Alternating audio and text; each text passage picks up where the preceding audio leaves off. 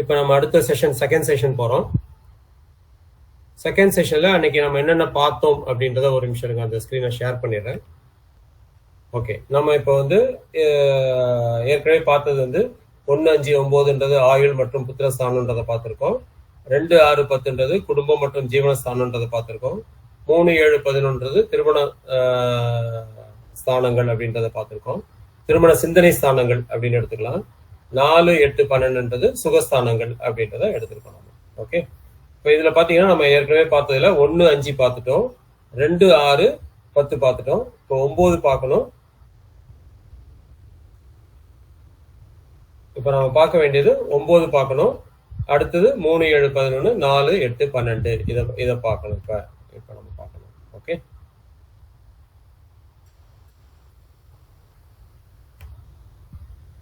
இப்ப சொல்லுங்க, 9ல யாரெல்லாம் இருக்கலாம்?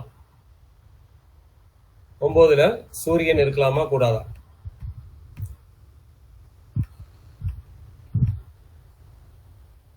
காரகோ பாவகனாஸ்தி. காரகோ பாவனாஸ். Very good, very good. Okay, 9ல இப்ப 5 பொதுவா பாத்தீங்கன்னா 9ல சூரியன் இருக்கிறது அப்படின்றது 2 பேருக்குமே சூரியன் 9ல இருக்கிறது வந்து பிரச்சனைகளை கொடுக்கும். கண்டிப்பா பிரச்சனைகளை கொடுக்கும். 9ல சூரியன் 2 பேருக்குமே இருக்கக்கூடாது. காரகோ பாவனாசிய அது கண்டிப்பா கொடுக்கும். ஒருத்தருக்கு ஆட்சியா இருந்ததுன்னா நம்ம வந்து ஐயா சொன்னதுல பார்த்தோம், அனுபோக தோஷம் அப்படின்றத பார்த்தோம். ஆட்சியாவோ உச்சமா இருந்ததுன்னா இது இன்னும் அதிகமான பாதிப்பை கொடுக்கும். ஸோ 9ல சூரியன் இருக்கிற ஒருத்தருக்கு வந்து நம்ம வந்து ராகு கேதுகள் எப்படி இருக்காரு அப்படின்றதையும் பார்க்கணும். அந்த அவங்களோட நிலைமைகளையும் பார்க்கணும். சனி எப்படி இருக்காருன்றதையும் பார்க்கணும். இது பாதிப்படையும் போது அந்த 9ஆம் இடம் அப்படின்றது அவங்களுக்கு பாக்கியம்ன்றது பாதிப்படையுது அப்படின்றத எடுத்துக்கணும். 5, 9ல ஒருத்தருக்கு சூரியன் இருந்து, நம்ம ஏற்கனவே பார்த்தோம் 5ல சூரியன் இருக்கக்கூடாது, ராகு இருக்கக்கூடாதுன்றத பார்த்தோம்.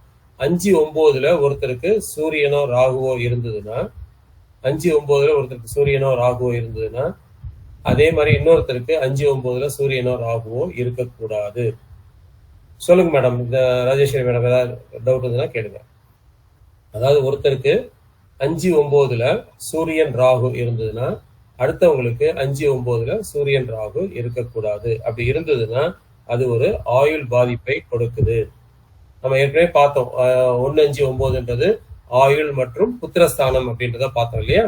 இங்க இந்த கான்செப்ட்னாலதான் நம்ம இதை வந்து ஆயுள் ஸ்தானம் அப்படின்றத எடுத்துக்கிறது காரணம் என்னன்னா, 5, 9ல சூரியன் இல்ல ராகு இருந்ததுன்னா இன்னொருத்தருக்கும் அது சூரியன் ராகு இருக்கும்போது கண்டிப்பா இவங்களுக்கு ஆயுள் சம்பந்தமான பிரச்சனைகள் வருது அப்படின்றத பார்க்கணும். அதனாலதான் 2 பேருக்குமே சூரியன் ராகு 9ல இருக்கக்கூடாது அப்படின்றத சொல்றோம். ஓகே, இப்போ 9ல சூரியன் ஒருத்தருக்கு இருந்ததுன்னா அவங்களுக்கு இளமையில திருமணம் பண்ணக்கூடாது. திருமணத்தை கொஞ்சம் டிலே பண்ணி பண்றது நல்லது.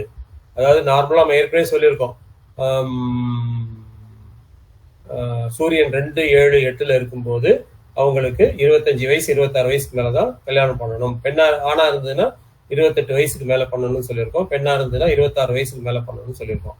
இதே கான்செப்ட் தான் இங்கே 9ல சூரியன் இருந்தாலும் 25 வயசுக்கு முன்னாடி அவங்களுக்கு திருமணம் பண்ணக்கூடாது. 25 வயசுக்கு மேலதான் திருமணம் பண்ணணும்.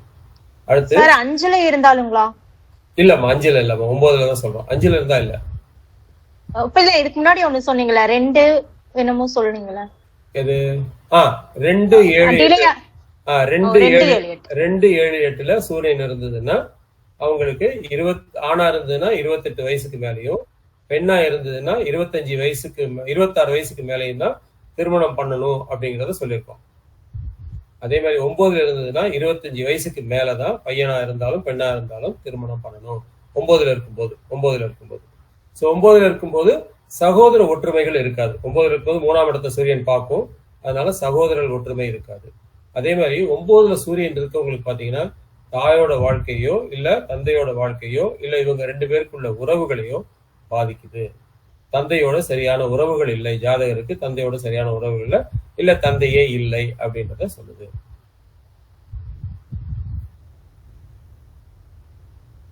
அதே மாதிரி நம்ம அன்னைக்கு ஐயா சொல்லும் போது 9ல கிரகம் இருந்து ஆட்சி உச்சமாகி இருந்ததுனாலும் அனுபோக தோஷம் அப்படின்றத சொல்லியிருக்காங்க. அதனால 9ல சூரியன் இருக்கிறது நல்லது இல்ல. 9ல சூரியன் மட்டும் இல்ல, எந்த கிரகமும் ஆட்சியோ உச்சமோ பெற்று இருக்கிறது நல்ல அமைப்பு அல்ல. 9ல கேது, சந்திரன், செவ்வாய், சனி, குரு இருக்கலாம். 9ல நம்ம பார்த்ததுல இப்ப பாத்தீங்கன்னா 9ல கேது இருக்கலாம், சந்திரன் இருக்கலாம், செவ்வாய் இருக்கலாம், சனி இருக்கலாம், சுக்கிரன் இருக்கலாம், புதன் இருக்கலாம். ஏன்னா 9ல கேது இருந்ததுன்னா 3ல ராகு இருக்கும். 3ன்றது காமத்திரிகோணத்தை முதல் பாவம், திருமண சிந்தனையில முதல் பாவம், அதுல ராகு கண்டிப்பா இருக்கலாம். நம்ம சொல்றது இப்ப எல்லாமே பாத்தீங்கன்னா 2 பேர் ஜாதகத்திலையும், ஒருத்தர் ஜாதகத்துல இல்ல 2 பேர் ஜாதகத்திலையும் சொல்றோம். குரு எடுத்துக்கலாமா? எடுத்துக்கலாமா? 9ல குரு இருக்கு. அதாவது சூரியனை தவிர, சூரியன் தவிர மத்த எல்லா கிரகமும் இருக்கலாம். அதாவது ராகு, சூரியன் ராகுவை தவிர, சூரியன் ராகுவை தவிர மத்த எல்லா கிரகங்களும் 9ல இருக்கலாம். 2 பேருக்கு இருக்கலாம். ஒருத்தருக்கு சூரியன் இருந்ததுன்னா இன்னொருத்தருக்கு ராகு இருக்கக்கூடாது. 9ல ஒருத்தருக்கு சூரியன் இருக்குன்னு வச்சுங்க, இன்னொருத்தருக்கு ராகு அதுல இருக்கக்கூடாது. வேற எந்த கிரகங்கள் வேணாலும் இருக்கலாம்.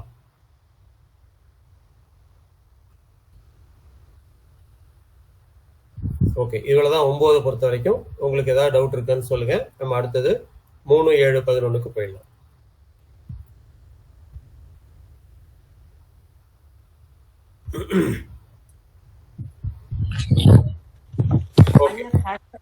கடகத்துல 9 வந்துச்சுனாக்கா, 9வது கடகம் வந்ததுன்னா அதுல ராகு. அது இல்லம்மா, இப்ப விருச்சிக லக்னம், கடகம்ன்றது 9ஆம் இடமா வரும். 9ஆம் இடம், அதுல ராகு கேது இருக்கலாமான்னு கேக்குறீங்களா? ஆமாங்க.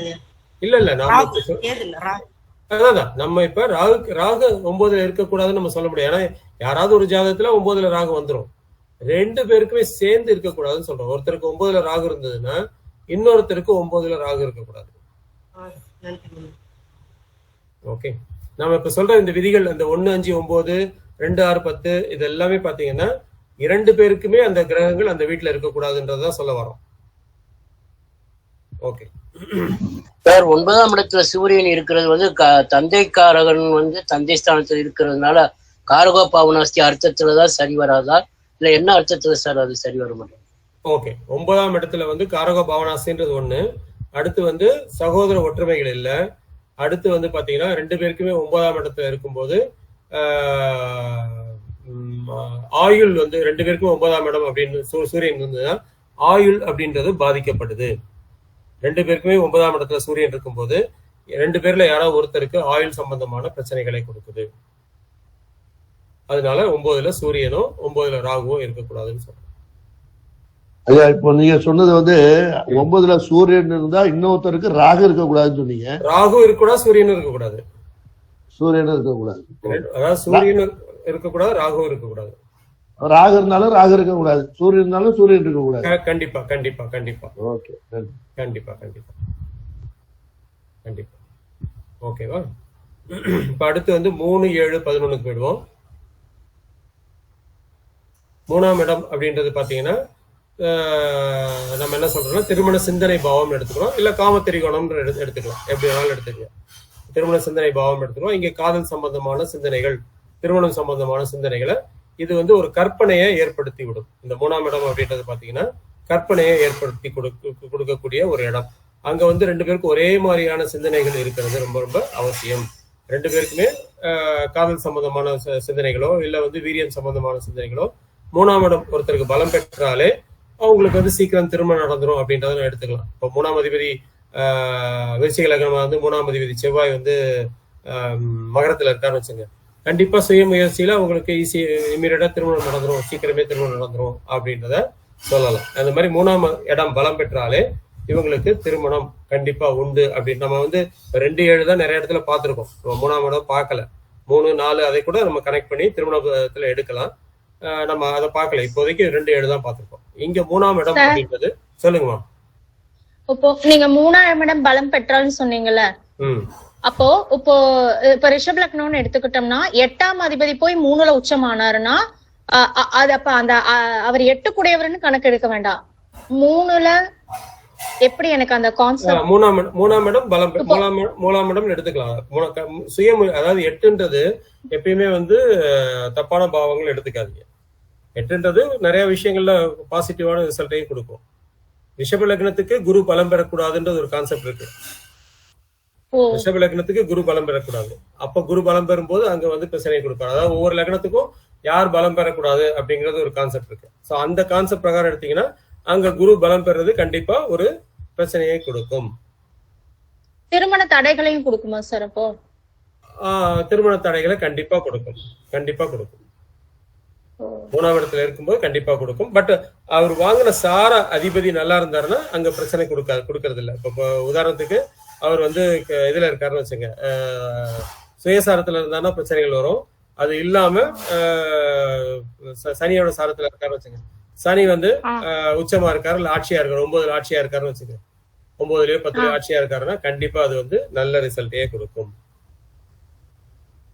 ஓகே, இங்க மூணாம் இடம் பலம் பெறணும். மூணாம் இடம் 2 பேருக்கும் ஒரே டைப்பான சிந்தனைகளை கொடுக்கக்கூடிய இடம்.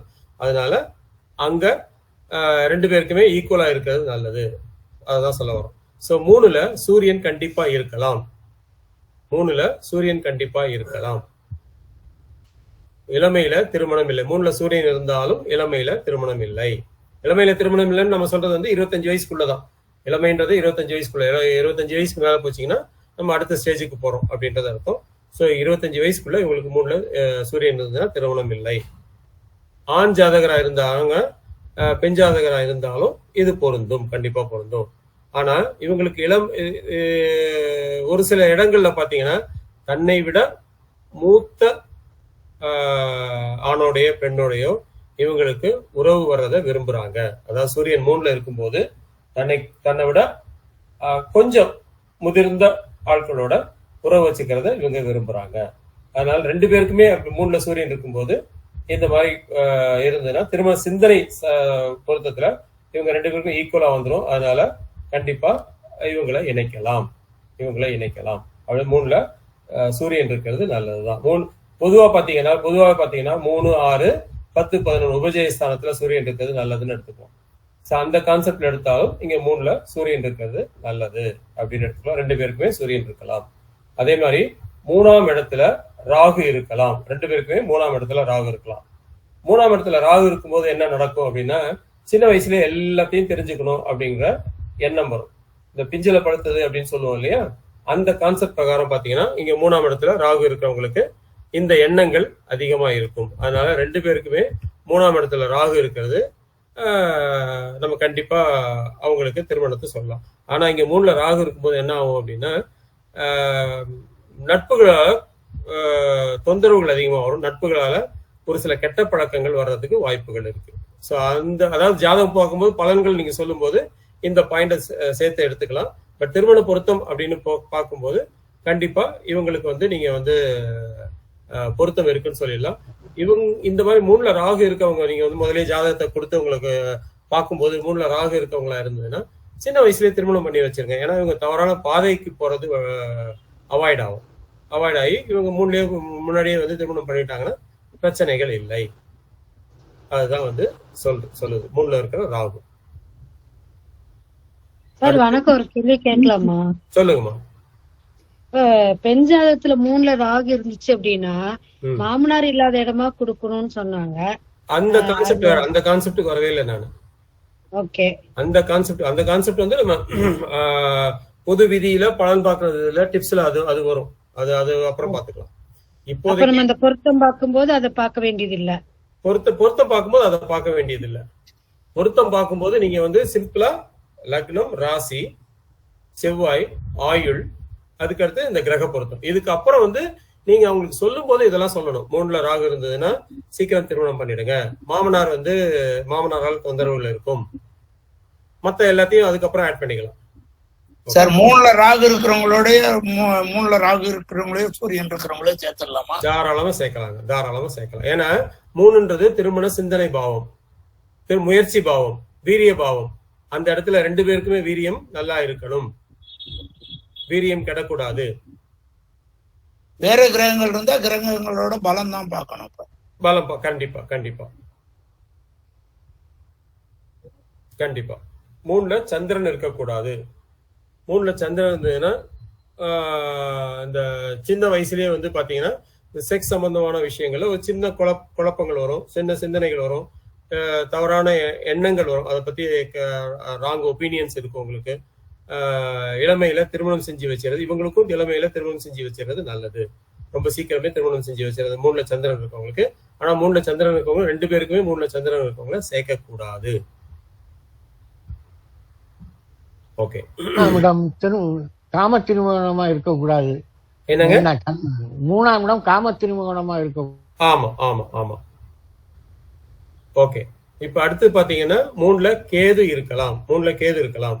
3ல கேது இருக்கிறவங்க என்ன பண்ணுவாங்கன்னா, ரொம்ப ஆன்மீக நாட்டத்துல விருப்பம் இருக்கிறது போல நடிப்பாங்க, இருக்கிறது போல இருப்பாங்க. ஆனா இவங்களுக்கு அதிகமான செக்ஸ் சம்பந்தமான விஷயங்கள்ல எண்ணங்கள் அதிகமா ஓடிக்கிட்டே இருக்கும். அது மட்டும் இல்லாம 3ல கேது இருக்கிறவங்க வயது மூத்தவர்களோட கொஞ்சம் தொடர்புகள் இருக்கிறதுக்கு வாய்ப்புகள் அதிகமா இருக்கு. அதனால 2 பேருக்குமே கேது 3ல இருந்ததுன்னா கண்டிப்பா அவங்கள சேர்த்து வைக்கலாம்.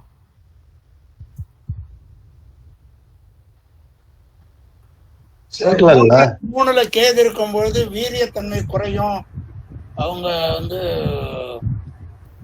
அந்த விஷயங்கள்ல தாம்பத்திய உறவு இல்ல இல்ல இல்ல இல்ல 3ல கேது இருக்கும்போது வீரியத்தன்மைகள் குறைன்றதுக்கு அதாவது அவங்க வாங்கின நட்சத்திரம், அவங்க வாங்கின வீடு கொடுத்தவர், இதை பார்த்து தான் நம்ம எடுக்க முடியும். சேர்க்கலாம்னு சொல்றீங்களா? 3ல் சேர்க்கலாம். ஆமா, சேர்க்கலாம் சொல்றேன். 3ல கேது இருந்ததுன்னா சேர்க்கலாம். ஆனா 3ல கேது இருக்கிறவங்க தான் ஆன்மீகத்துல நாட்டம் இருக்கிற மாதிரி நடிப்பாங்க. கண்டிப்பா அவங்களுக்கு செக்ஸ் சம்பந்தமான விஷயங்கள்ல நாட்டம் அதிகமா இருக்கும். அது மட்டும் இல்லாம தன்னை விட வயது மூத்தவர்களோட தொடர்பு வச்சுக்கிற எண்ணங்களும் உண்டு.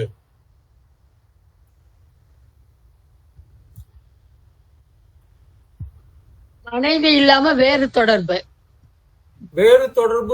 எடுத்துக்கலாம், அப்படின்னு எடுத்துக்கலாம். பட் அதுக்கு வந்து நம்ம மற்ற விதிகளையும் பார்த்துக்கணும். பட் இது வந்து நமக்கு மட்டும்தான் எடுத்துக்கணும். நீங்க வந்து ஜாதகத்தை சொல்லக்கூடாது. இந்த விஷயங்களும் நீங்க பார்த்த ஜாதகங்கள் அனுபவம் இருக்கா சார்? இருக்கு சார். 3ல கேது இருக்கிறது இருக்கு. 3ல கேது இருந்து வீடு கொடுத்தவரும் சாரம் கொடுத்தவரும் கெட்டு போனா மட்டும்தான் உங்களுக்கு வந்து வீரிய குறைபாடுகள் ஏற்படும். அதர்வைஸ் வீரிய குறைபாடுகள் இல்லை. ஐயா ஐயா சொல்லுங்க. நீங்க சொன்ன விதி 100% கரெக்டியா? நான் 2-3 ஜாதகத்துல பாத்திருக்கேன் ஐயா. Very good, thank you sir. Thank you. அதாவது ஐயா, 3ல் கேது இருந்து அவர் ஏறிய சாரநாதனும் கேதுவா இருந்தால் தவறு. கேது நட்சத்திரமா இருந்தா, சாரநாதன் கேது நட்சத்திரமா இருந்தாலும் வீடு கொடுத்தவர் எப்படி இருக்காருன்றத பாருங்க. வீடு கொடுத்தவர் எப்படி இருக்காரு பாருங்க. வீடு கொடுத்தவர் நல்லா இருந்தாருன்னா பிரச்சனையே கிடையாது. ஓகே. இப்ப கேது அஸ்வினி இருக்கு. கேதுவே அஸ்வினியில நிக்குதுன்னு வச்சுங்களேன். அங்க குழந்தை சம்பந்தமான பிரச்சனைகளை கொடுக்குது. குழந்தை உருவாகும் போது அங்க வந்து பிரச்சனைகளை கொடுக்குது. ஆனா கல்யாணம் பண்ணி வைக்கிறதுல எந்த பிரச்சனையும் இல்லை. சரி, ஓகே ரொம்ப நன்றி. ஓகே. இப்ப 3ல சூரியன், ராகு, சந்திரன், கேது, இந்த 4 பேருக்குமே என்ன சொல்லியிருக்கோம் அப்படின்னா, இவங்க வந்து அடுத்த தொடர்புகளோ வேற சிந்தனைகள் இருக்கு அப்படின்றதெல்லாம் சொல்லியிருக்கோம். ஆனா இதை வந்து ஜோசியர்களாக நமக்கு மட்டும்தான் இதை எடுத்துக்கணுமே தவிர வெளியில போயிட்டு இதை வந்து நீங்க யாருக்கும் பொதுமக்களுக்கு இதை சொல்லக்கூடாது. சொல்றது வந்து சரியும் இருக்காது. அதை அப்படி சொல்றதா இருந்ததுன்னா ரொம்ப ரொம்ப நெருக்கமான ஆட்களுக்கு வேணா சொல்லாமே தவிர மற்றபடி இதை சொல்லி அவங்க, ஏன்னா இப்போ உங்கள்ட்ட பொருத்தம் பார்க்க கொடுக்குறாங்க அப்படின்னும் போது பாத்தீங்கன்னா இன்னொருத்தர் ஜாதகத்துல பெண் ஜாதகத்துல அப்படி இருக்குன்னு வச்சுங்க, நீங்க தவறாக சொல்ல போய் அந்த பெண்ணோட வாழ்க்கையே அடிபடும். அதனால யாருக்கும் வந்து இந்த மாதிரி சொல்லி நீங்க ரிஜெக்ட் பண்றீங்க, ரிஜெக்ட் பண்ணும்போது இப்படி சொல்றீங்கன்னு வச்சுங்க, அந்த பெண்ணோட வாழ்க்கையோ இல்ல ஆணோட வாழ்க்கையோ பாதிப்படையக்கூடாது. நம்மளால இன்னொருத்தர் வாழ்க்கை பாதிப்படையக்கூடாது. அதனால ரொம்ப கேர்ஃபுல்லா சொல்லுங்க. ஐயா, இது யூடியூப்ல வருங்களா? கண்டிப்பா வருமா? அவங்களே பாத்துப்பாங்க, நாங்க சொல்ல வேண்டியது இல்லைங்கய்யா. இல்ல நான் வந்து இது வந்து ஜோசியர்களுக்கு அப்படின்னு சொல்றோம். இப்ப நாம வந்து இப்போ ஒருத்தர் ஜாதகம் 2 பேருக்கு ஜாதகம் பாக்குறீங்கன்னு வச்சுங்களேன், அவங்கள்ட்ட நீங்க போய் சொல்றீங்க, உங்க கிளைண்ட் கிட்ட போய் சொல்றீங்க, சொல்றீங்கன்னா அவங்களோட லைஃப் அஃபெக்ட் ஆகும் இல்லையா?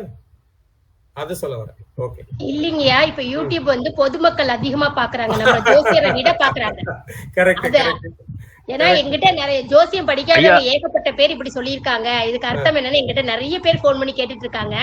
நான் தான் விளக்கம் கொடுத்துட்டு இருக்கனால எனக்கு நிறைய இதுல அனுபவம் ஜாஸ்தி. கண்டிப்பா.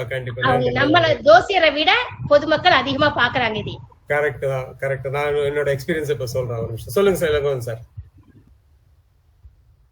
இளங்கோவன் சார். ஐயா, அவங்க சொல்ற பாயிண்ட் நல்ல பாயிண்ட். கரெக்ட். அவங்க சொல்ற பாயிண்ட் நல்ல பாயிண்ட். இருந்தாலும் யாருக்கு என்ன கிடைக்குமோ அதுதான் கிடைக்கும், யாருக்கு என்ன தகவல் வந்து சேருமோ அதுதான் சேரும். அது கண்டிப்பா கண்டிப்பா நீங்க சொல்றது அப்சல்யூட்லி கரெக்ட். யாருக்கு என்ன கிடைக்கணுமோ அதுதான் கிடைக்கும் அப்படின்றது கரெக்ட் தான். ஆனா நம்மளால நம்ம ஒரு சில ஜாதகத்துக்கு பொதுவா பாத்தீங்கன்னா நான் சொல்ல வரேன், ஒரு 10 வருஷத்துக்கு முன்னாடி ஒரு அம்மா வந்து 4ல ராகு இருக்கு, அந்த பெண்ணுக்கு திருமணம் ஆயிடுச்சு. அந்த பெண்ணை வந்து ஏதோ ஒரு விதத்துல டைவர்ஸ் பண்ணி வெளில அனுப்பணும் அப்படின்னு ஒரு குறிக்கோளோட டைரக்டா சொல்லல, கொண்டு வந்து ஜாதகத்தை கொடுத்து இந்த பெண்ணோட கற்பு நிலை எப்படி இருக்குன்னு கேட்டாங்க. 4ல ராகு இருக்கு. அவங்களுக்கு வந்து பாதிதான் அதாவது அவங்களும் வந்து ஜோசியம் படிக்க ஆரம்பிச்சாங்க. சிவதாசன் ரவி சார்கிட்ட படிச்சிருக்காங்க, ராமானுஜம் ஜோதிட மையத்துல படிச்சிருக்காங்க. படிச்சுட்டு வந்து எங்க வீட்டுக்கு எதிர்த்த வீடு தான், எங்ககிட்ட வந்து கொடுத்து இவங்களுக்கு 4ல ராகு இருக்கு, இவங்க கேரக்டர் நல்லா இல்லைல்ல, எனக்கு கொஞ்சம் எழுதி கொடுத்துருங்க நல்லா இல்லை அப்படின்ற மாதிரி கேட்டாங்க. நம்ம அதெல்லாம் நம்ம பண்ணக்கூடாது இல்லையா? அதனால வந்து இல்லம்மா 4ல ராகு இருந்தா மட்டும் அந்த மாதிரி சொல்லக்கூடாது, இதுக்கு இந்த மாதிரி இருக்கு அப்படின்றத சொல்லி கொடுத்தாச்சு. அவங்க நம்ம ஒருத்தட்ட மட்டும் இல்ல, ஒரு 10 பேர்கிட்ட போய் பார்த்துட்டு அந்த பெண்ணை எப்படியும் அவங்க வந்து விளக்கணும் அப்படின்ற ஒரு எண்ணத்தோட வந்து கேட்கறாங்க. ஸோ இந்த மாதிரி எண்ணத்துல வந்து கேட்கக்கூடியவர்கள் நிறைய பேர் இருப்பாங்க, கேர்ஃபுல்லா இருங்க சொல்றேன். ஓகே, அடுத்து வந்து பாத்தீங்கன்னா சார் ஒரு சந்தேகம் கேட்கலாமா சார்? சொல்லுங்க. இப்ப சூரியன் ராகு சந்திரன் கேது 3ஆம் இடத்துல தனித்தனியா சொன்னீங்க. சூரியன் ராகு 2 பேரும் 3ஆம் இடத்துல இருந்தாலும், சந்திரன் கேது 2 பேரும் இணைந்து 3ஆம் இடத்துல இருந்தாலும் அது பொறுத்தலாங்களா? சந்திரன் கேதுக்கு இணைந்து 3ஆம் இடத்துல இருந்தாலும் 2 பேருக்குமே வந்து சந்திரன் கேது 3ஆம் இடத்துல இருக்கிற மாதிரி கண்டிப்பா வராது. அதான் வராது. ஒருத்தருக்கு வரும்போது வராது. ஒருத்தருக்கு வரும்போது அந்த சந்திரன் வந்து இன்னொருத்தருக்கு பலமா இருக்கிற மாதிரி பாத்துக்குங்க. இன்னொருத்தருக்கு கண்டிப்பா அதாவது ராகு கேதுவோட எந்த கிரகம் சேர்ந்தாலும் அந்த கிரகம் கண்டிப்பா அஃபெக்ட் ஆகும் அப்படின்றதா விதி. அதனால ராகு கேதுவோட ஏதாவது கிரகம் சேர்ந்ததுன்னா அந்த கிரகம் அடுத்தவங்க ஜாதகத்துல பலமா இருக்க மாதிரி பாத்துக்கணும். பலமா இருக்கணும். அதாவது ராகு இப்ப இங்க வந்து பலம் இழந்தது, இங்க பலம் இழந்தது, அங்க பலம் இருக்க கூடாது, இருக்கணும். அடுத்த ஜாதகத்துல பலமா இருக்கும். இப்ப பாத்தீங்கன்னா சந்திரன் கேது சேர்ந்து இந்த இடத்துல 3ஆம் இடத்துல பலம் இழந்துருச்சு, சந்திரன் கேது அங்க இருக்கு. சோ சந்திரன் அடுத்த ஜாதகத்துல பலமா இருக்கணும். பொதுவாகவே இதானே சார், ஒரு ஜாதகத்துல எந்த கிரகங்கள் எல்லாம் பலம் இழந்திருக்கோ அடுத்த பொருத்தம் பாக்குறப்ப அவங்களுக்கு வந்து பலம் இழந்திருக்க கூடாது. கரெக்ட் நல்லா இருக்கும். கரெக்ட். அதுதான் இப்ப சுக்கிரன் இங்க இழந்திருக்குன்னா அங்க இழக்க கூடாது, இங்க மறைஞ்சிருக்குன்னா அங்க மறைய கூடாது. கரெக்ட். அவ்வளவுதான் இப்படி தானுங்க சார் பாக்குறோம். சிம்பிளான கான்செப்ட் அவ்வளவுதான். ஆனா ராகு கேதுவோட சேர்ந்த எந்த கிரகம் யாரா இருந்தாலும் சரி, நீங்க வந்து அடுத்தவங்க ஜாதகத்துல அதை இணைக்காதீங்க. நமக்கு 10ஆம் இடத்துல குரு கேது பார்க்கும்போது இதே கான்செப்ட் தான் சொல்லுவோம். ஓகே ஐயா, அதுல ஒரு சின்ன சந்தேகம் எனக்கு. சொல்லுங்க. ஒரே ராசியில வந்து ராகு இருக்கு, 2 இது ரிவர்ஸ் போகும் இல்லைங்களா ராகு? இப்ப 2 கிரகங்களோ ஒரு கிரகமோ கடந்து அது 10 டிகிரி மேல போயிடுச்சு, கிராஸ் பண்ணி போயிடுச்சுன்னு சொன்னா அத இருக்கிறது அதோட சேர்ந்து இருக்கிறதா நம்ம எடுத்துக்கணுமா இல்ல தேவை இல்லையா? அதாவது ராகுவை நோக்கி ராகு வந்து அந்த கிரகத்தை நோக்கி வருதான்னு பாருங்க. நோக்கி வந்ததுன்னா கண்டிப்பா அது வந்து பாதிப்பு கொடுக்கும். இல்ல கடந்து சென்று விட்டார். இப்போ உதாரணத்துக்கு சொல்றேன். இப்ப ராகு வந்து துலாத்துல இருக்காருன்னு வச்சுங்க. அவர் துலாத்துல சித்திரை 3ஆம் பாதத்துல இருக்காரு. அதே துலாத்துல சூரியன் விசாகத்துல இருக்காரு. இவங்க பாதிப்படையலை. அதான் கேட்டேன், சந்தேகமே இதான். இவங்க பாதிப்படையல, அடைய மாட்டாங்க. கண்டிப்பா அடைய மாட்டாங்க. நன்றிங்க. இல்ல சார், சூரியனை நோக்கி தானே ராகு வர்றாரு. விசாக நட்சத்திரம் முதல்ல சித்திரை. சூரியன் வந்து விசாகத்துல இருக்காருங்க, ராகு வந்து சித்திரையில இருக்காருங்க. அப்ப ராகு ரிவர்ஸ்ல போயிடுவாரு சார். ராகு வந்து அடுத்து அன்னைக்கு தானே போவாரு சார். அவ்வளவுதான், சிம்பிளான விஷயம். Okay fine. இப்ப பாகை அடைப்படையில நம்ம படிச்சிருக்கிறதுனால உங்கள்ட்ட இந்த சந்தேகம் கேட்டேன். கண்டிப்பா. இப்ப 3 பாத்தீங்கன்னா சொல்லுங்க.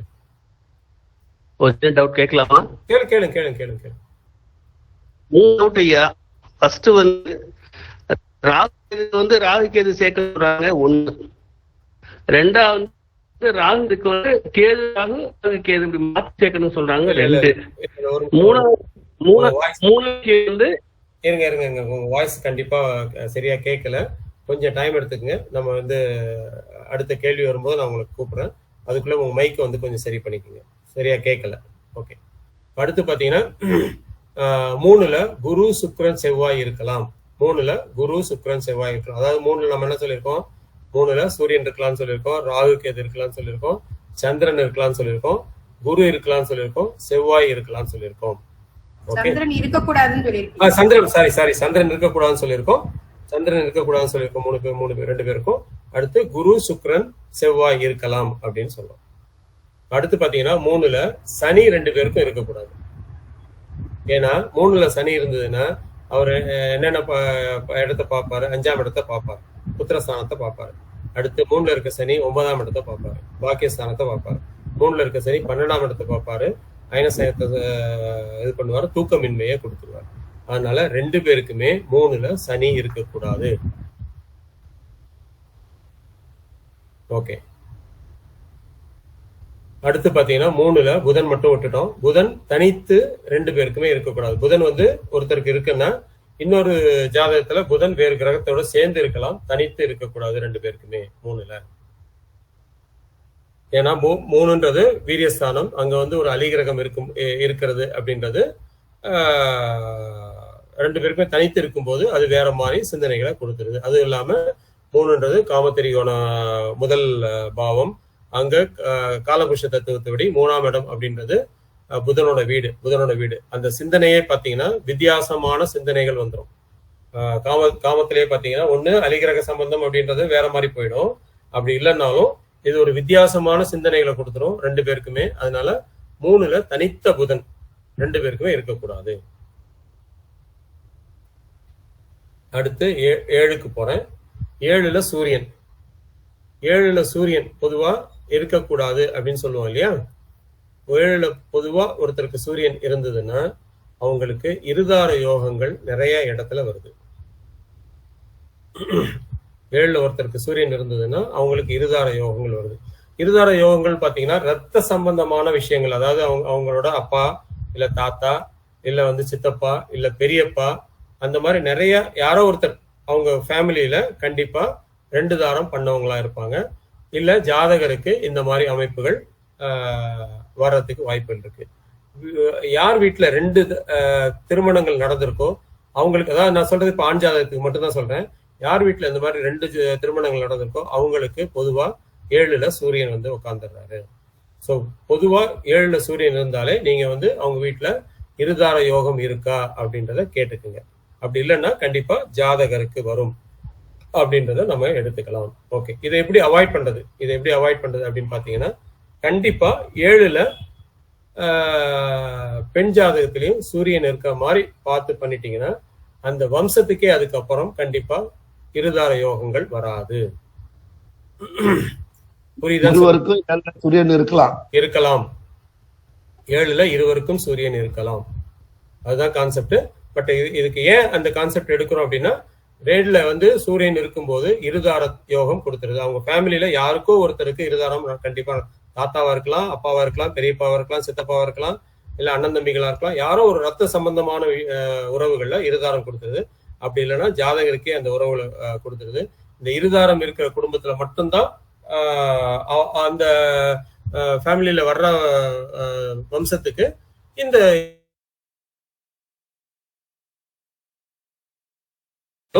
இவருக்கு கண்டிப்பா இருதாரம் கொடுத்துடும். அதனால இவர் வரக்கூடிய கலத்திரத்துக்கு 7ல சூரியன் இருக்க மாதிரி அமைச்சிங்கன்னா அந்த தோஷம் அடிபட்டு போயிடுது. அதனால 7ல கண்டிப்பா சூரியன் இருவருக்கும் இருக்கலாம். சார் ஒரு क्वेश्चन சொல்லுங்கம்மா. இப்போ 2 பேருக்கும் சூரியன் இருக்கலாம், ஆனா ஒருத்தருக்கு இருந்து இன்னொருத்தருக்கு இல்லாம அவங்க ஃபேமிலி பேக்ரவுண்ட்லயும் அந்த மாதிரி இரு திருமணம் நடக்கல அப்படின்னா இந்த ஜாதகருக்கு நடக்க வாய்ப்பு, ஜாதகமே கண்டிப்பா நடக்க வாய்ப்புண்டு. அப்படி இல்லைன்னா அடுத்தது என்ன பண்ணலாம், ஜாதகருக்கு டிலே பண்ணி கல்யாணம் பண்ணோம்னா இந்த அமைப்பு வந்து அடிபடுது. அதாவது 33 வயசு 35 வயசுக்கு மேல திருமணம் ஆகுது அப்படின்னா இந்த அமைப்பு வந்து அடிபடுது. பட் இவரோட வம்சாவளிக்கு அது தொடரும்.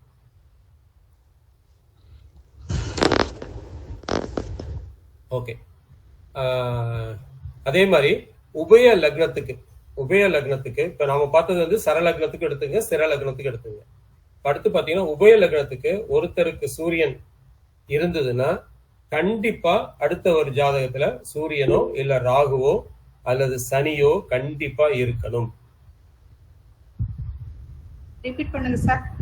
உபய லக்னத்துக்கு 7ல சூரியன் ஒருத்தருக்கு இருந்ததுன்னா அடுத்தவங்களுக்கு சூரியன், ராகு அல்லது சனி இந்த 3 பேர்ல யாராவது ஒருத்தராவது இருக்கணும். அப்படி இல்லைன்னா அது இழப்புகளை கொடுக்குது, பிரிவினையை கொடுக்குது. கண்டிப்பா இது நடக்குது. அதாவது நம்ம முன்னாடி சொன்ன இதுல பாத்தீங்கன்னா சிரலக்னம் சரலக்னம் சிரலக்னத்துக்கு இது வந்து பெரிய பிரச்சனைகளை கொடுக்கலனாலும் நம்ம வந்து ஒரு 35 வயசு 37 வயசுக்கு மேல திருமணம் நடக்கும்போது இருதார யோகம் வர்றதில்லை.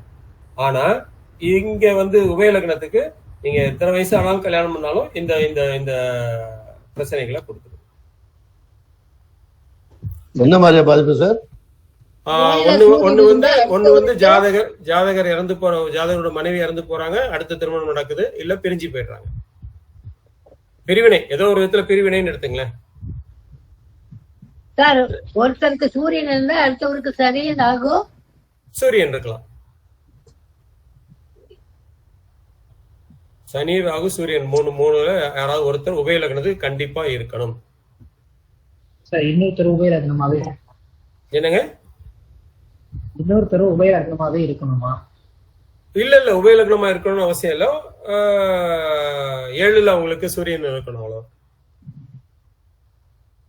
எந்த லக்னமா இருந்தாலும் சரி, ஒருத்தர் உபயலக்னமா இருந்து அவங்க நல்ல கொஸ்டின். ஆக்சுவலா 7ல வந்து சூரியன் இருக்குன்னு வச்சுங்க. இன்னொருத்தருக்கு எந்த லக்னமா இருந்தாலும் சரி, சரம் உபயம் எதுவா இருந்தாலும் சரி, அவங்களுக்கு 7ல கண்டிப்பா சூரியன், ராகு இல்ல சனி 3 பேர்ல யாராவது ஒருத்தர் இருக்கணும். நான் இன்னொரு சார்ட் ஒன்று போட்டு வச்சிருந்தேன், பட் நம்ம டிஸ்கஷன்ல கொஞ்சம் அதிகமா டைம் எடுக்கிறதுனால சார்ட் இப்ப வேண்டாம்.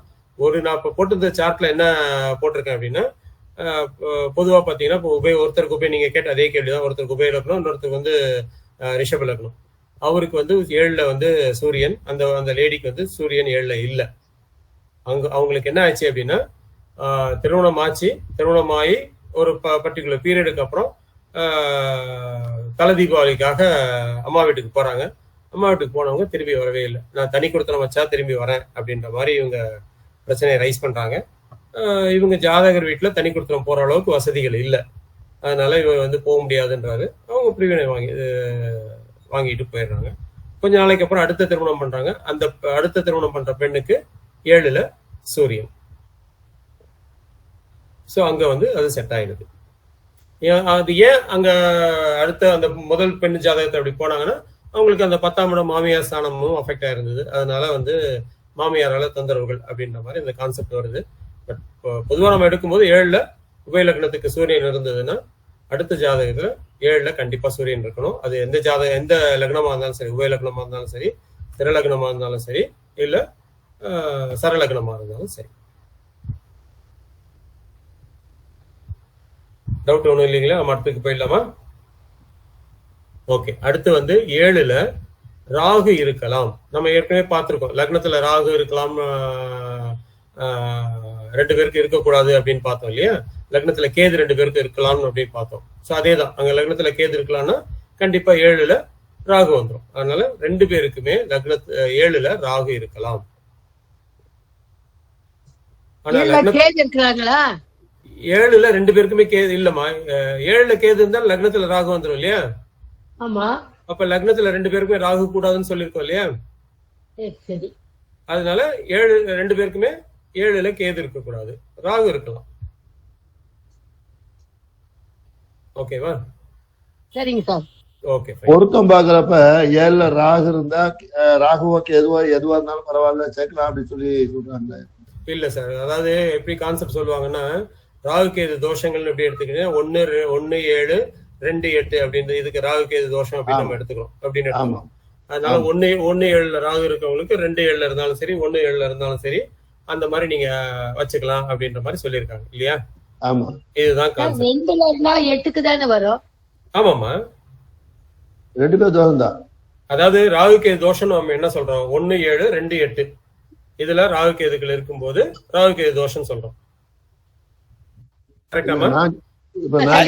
அதே மாதிரி ஜாதகம் தான் இணைக்கணுமா சார்? வர அந்த கான்செப்ட் தான் வரும். ஓகே.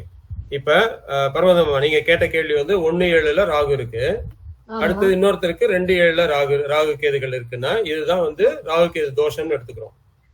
ஆமா. ஓகேவா?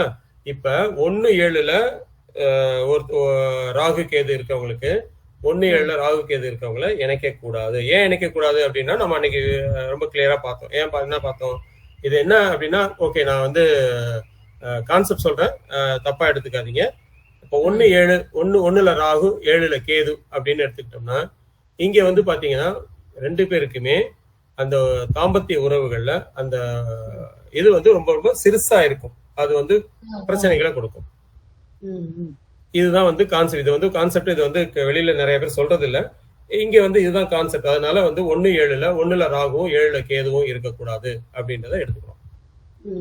1 கேது 7 ராகு இருந்தா சார் 1 ராகு 1 கேது சேர்த்துறது. இருங்க அது வர அடுத்து வர சொல்லுங்க சார். நீங்க சொல்லுங்க. 1 கேது 7 ராகு இருந்தா அந்த பிரச்சனை இருக்குமா? அந்த பிரச்சனை கண்டிப்பா இருக்கும்ல. இப்போ ஒருத்தருக்கு 1 ராகு 7 கேது, அடுத்தவங்களுக்கு 7 ராகு 1 கேதுன்னா கொஞ்சம் யோசிச்சு பாருங்க. கண்டிப்பா இது கூடாது, இந்த அமைப்பு கூடாது. ஆனா 1 ராகு 7 கேது இருக்கிறவங்களுக்கு 2 ராகு கேதுக்கள் இருக்கிற மாதிரி இருந்ததுன்னா இது வக்ர கிரக வசியம் அப்படின்றது வருது. இங்க வக்ர கிரக வசியத்தினால இவங்க 2 பேருமே என்னைக்குமே இணை பிரியாத தம்பதிகளா இருக்காங்க. எவ்வளவு பெரிய சண்டைகள் வந்தாலும் இவங்களுக்குள்ள பிரிவினைகள்ன்றது ரொம்ப ரொம்ப கம்மியா தான் இருக்கு. 1-7க்கு வந்து 2-8 சேர்க்கலாம். 1-7 பிரச்சனை உள்ளவங்களுக்கு 2-8 ஓகே. கரெக்ட், அவ்வளவுதான். நன்றி. அப்ப 2ல ராகு இருக்கும்போது குடும்பஸ்தானம் பாதிக்கப்படாதுங்களா? அதாம்மா 2ல ராகு இருக்கும்போது 2 பேருக்குமே 2ல ராகு இல்ல. நம்ம 2 பேருக்குமே 2ல ராகு இருக்கக்கூடாதுன்னு சொன்னோம். 2 பேருக்குமே 2ல ராகு இருக்கக்கூடாது. ஆனா ஒருத்தருக்கு ராகு இன்னொருத்தருக்கு கேதுவும் இருக்கலாம்ல. சொல்லுங்க.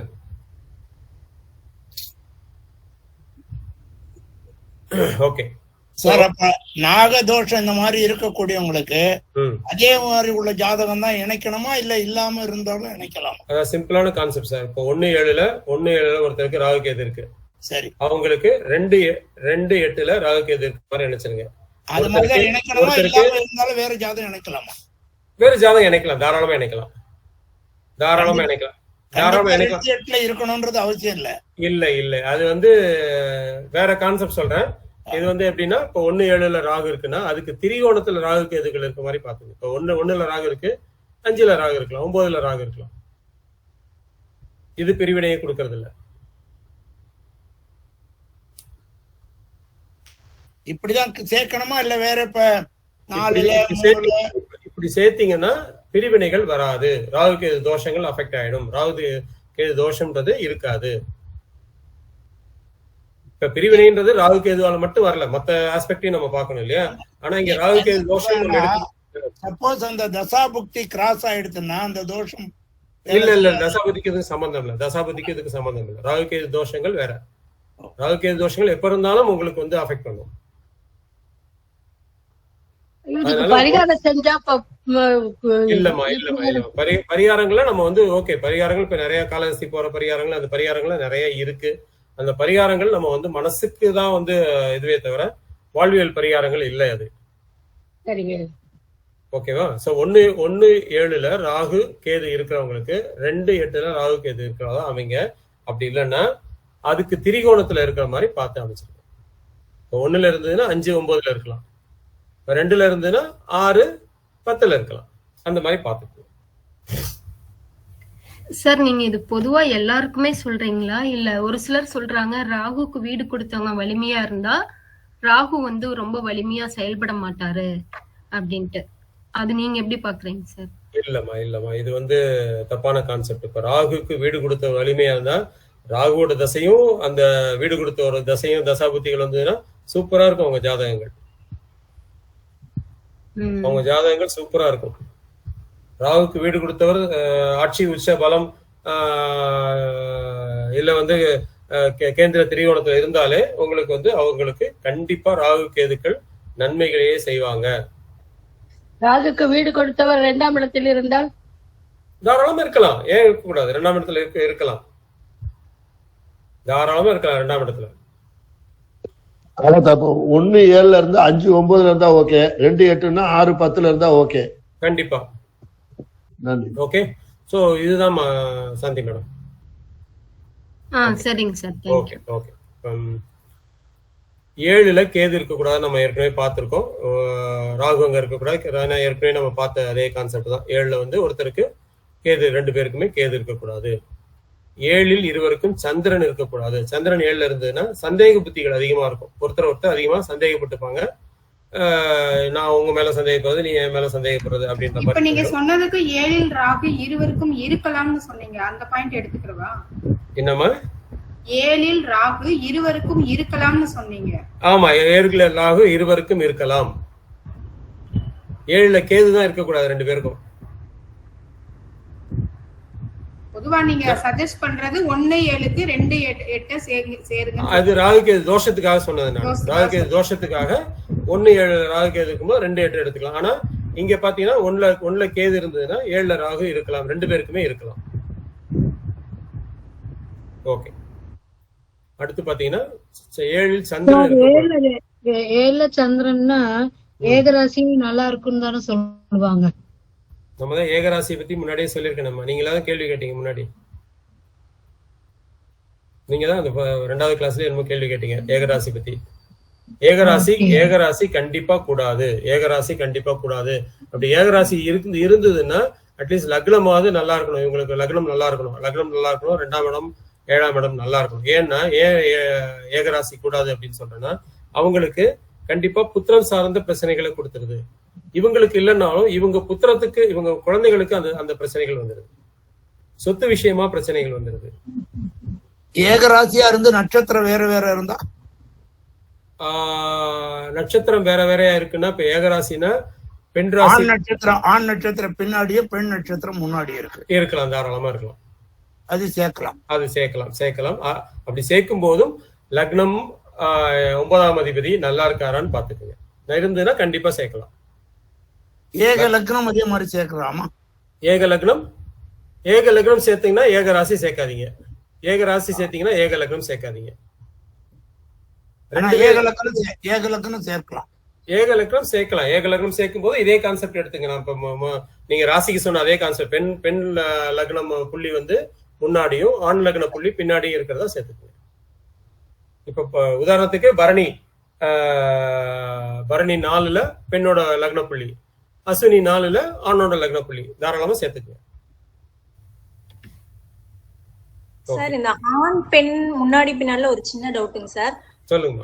இந்த பக்கம் கும்பம், இந்த பக்கம் கடகம் அப்படின்னு வச்சுக்கோங்க.